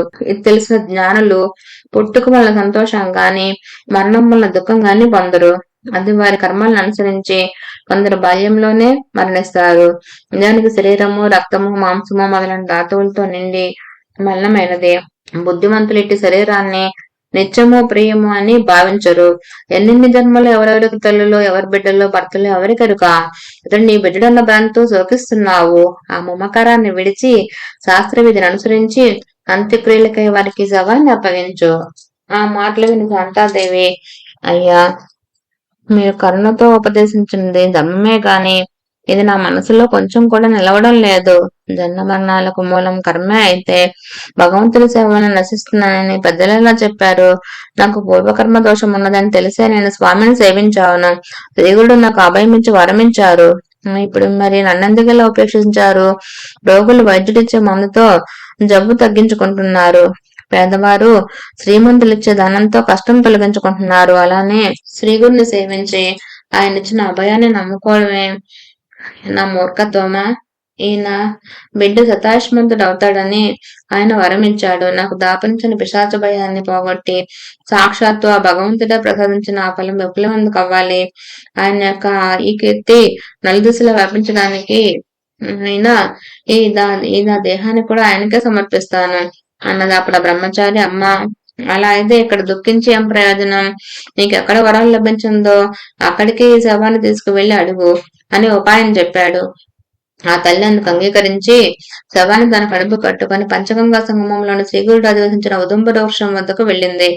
అక్కడ ఆమె పట్టరాని క్రోధావేశంతో అతడి పాదుకులకు తమ తలను కొట్టుకుంటుంటే రక్తం కారి పాదుకులు తడిశాయి.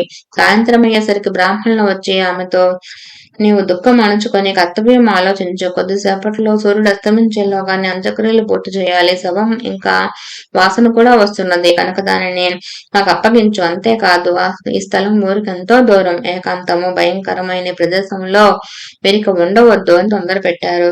కానీ ఆమె ఇదేమీ పట్టించుకోకుండా శవాన్ని మరింత గట్టిగా పట్టుకుని పాదుకులకు తన తల కొట్టుకుంటూనే ఉన్నది. ఆ బ్రాహ్మణులు వేరుదారి లేక ఇక చీకటి పడుతున్నది, ఇక్కడ దొంగల భయం ఉన్నది, మనం ఇండ్లకు వెళ్లి రాత్రి ఉపవాసం ఉండి తెల్లవారాక శవ సంస్కారం చేద్దాం. ఆ శవం దుర్వాసన కుట్టినప్పుడైనా మనకు సంస్కారానికి అప్పగిస్తుంది అనుకుని ఇళ్లకు వెళ్లిపోయారు. మాత్రం గంగాధరుడు, శాంతాదేవి మాత్రం ఆ శవంతో పాటు శ్రీగుండ సన్నిధిలో ఆ రాత్రి అలానే ఉండిపోయారు. పిల్లవాడు చనిపోక ముందు 3 రోజులు, తర్వాత 2 రోజులు నిద్రాహారాలు లేకుండా ఏడ్చి సొలిపోయిన ఆమెకు నాటి తెల్లవారుజామున కొనుకు పట్టింది. అప్పుడు ఆమెకు స్వప్నంలో దేవుడు దర్శనమిచ్చారు. ఆయన దడలు, విభూతి, పులితోలు, రుద్రాక్షమాలను ధరించి ఉన్నారు. ఒక చేతిలో దండము, మరో చేతిలో త్రిశూలము ధరించి ఉన్నారు. ఆయన బయట నుండి వీరున్న ఉదంబ వృక్షం కిందకు వచ్చి ఆమెతో, అమ్మ, నాపై నిష్ఠురాలు ఆడతావెందుకు? నీ బిడ్డకి ఏమైంది? నేను ఇప్పుడే అతనికి వైద్యం చేస్తాను అని ఆ శవానికి విభూది పోసి పిల్లవాని ముక్కులోకి గాలి ఊది, అమ్మా, నేను నీకేం అపకారం చేశాను? ఇంకా ఉపకారమే చేశాను. నీ బిడ్డ శరీరం నుండి వడిలిపోయిన ప్రాణవాయువుని మళ్లీ ప్రతిష్ఠించాను. నా మీద కష్టం పెట్టుకోవద్దు, ఇక దుఃఖించకు అని చెప్పి అదృశ్యులయ్యారు. శాంతాదేవి తురులిపడి నిద్రలేచింది. కానీ ఇది నా పుత్ర వ్యామోహం వలన వచ్చిన కలే గాని చనిపోయిన వాడు ఇంకా ఎలా బతుకుతాడు? నా ప్రారంధం ఇలా ఉంటే శ్రీగురుడు ఏమి చేస్తాడు అనుకున్నది. ఇంతలో పక్కనున్న శవం కదలసాగింది. ఆమె త్రాకి చూస్తే వెచ్చగా ఉన్నది. అంతలోనే ఆమెకు ఆ శరీరంలో ఏదైనా భూతం ఆవేశించిందేమో అనిపించి భయం వేసి దూరంగా వెళ్ళింది. కానీ పిల్లవాడు లేచి కూర్చొని అమ్మ ఆకలేస్తున్నది, అన్నం పెట్టు అని ఏడుస్తూ ఆమె వద్దకొచ్చాడు. ఆమెకప్పుడు అద్భుతంగా స్తన్యం వచ్చింది. ఆమె బిడ్డకు పాలిచ్చి భర్తను నిద్రలేపి జరిగిందంతా వివరించింది. అప్పుడు ఆ దంపతులు భక్తితో ఉదంబర వృక్షానికి ప్రదక్షిణలు, సాష్టాంగ నమస్కారాలు చేసి శ్రీగురిని ఇలా స్తుతించారు. ఓ శ్రీగురుమూర్తి, జయము జయము. సాక్షాత్తు త్రిమూర్తి స్వరూపులైన మీరు భక్తులపై వాత్సల్యంతో మానవ రూపం ధరించారు. వారి హితం కోరి నిరంతరము వారిని కనిపెట్టి కాపాడి తరింపజేయడానికై ఈ క్షేత్రంలో వెలిశారు. భక్తుల తాపాలను హరించే ఈ మహత్యాన్ని దర్శనం వర్ణించడము ఎవరితరమూ కాదు. తల్లి వలె మీరు మా తప్పులు క్షమించి కృపచూప మిమ్మల్ని శరణ వేడుతున్నాము. తర్వాత వారు పిల్లవానితో సహా వెళ్లి సంగమ స్నానం చేసి ఆ నీటితో గురు పాదుకులకు కడిగి శుభ్రం చేసి ఉదంబర వృక్షాన్ని పాదుకులను అభిషేకించి పూజించారు. ఇంతలో సూర్యోదయం అయింది. శవదహనం కోసమని గ్రామం నుండి వచ్చిన బ్రాహ్మణులు ఆ బాలుడు బ్రతికి ఉండడం చూచి ఆశ్చర్యపడి శ్రీగురు మహిమను కొనియాడారు. ఆ దంపతులు ఆనందంతో బ్రాహ్మణులకు భోజనం పెట్టారు. తర్వాత ఆ పిల్లవాడు విద్యా వినయ సంపన్నుడు, దీర్ఘాయువు, భాగ్యవంతుడు అయ్యాడు. కనుక నామధారక, ఈ క్షేత్ర మహిమను వర్ణించడం ఎవరి తరమూ కాదు. అచ్చటి మేడు చెట్టు మూలంలో శ్రీగుడు నిశ్చయంగా నిత్య నివాసం చేస్తున్నారు. అక్కడ ఆయనను భక్తితో సేవించిన వారికి కోరినవన్నీ నెరవేరుతాయి, సందేహం లేదు. అందుకే అచ్చటి మేడు చెట్టు సాక్షాత్తు కల్పవృక్షమే. శ్రీ దత్తాయ గురువే నమః. శ్రీ శ్రీపాద శ్రీవల్లభాయ నమః. శ్రీ నృసింహ సరస్వతి నమః. జై గురుదత్త.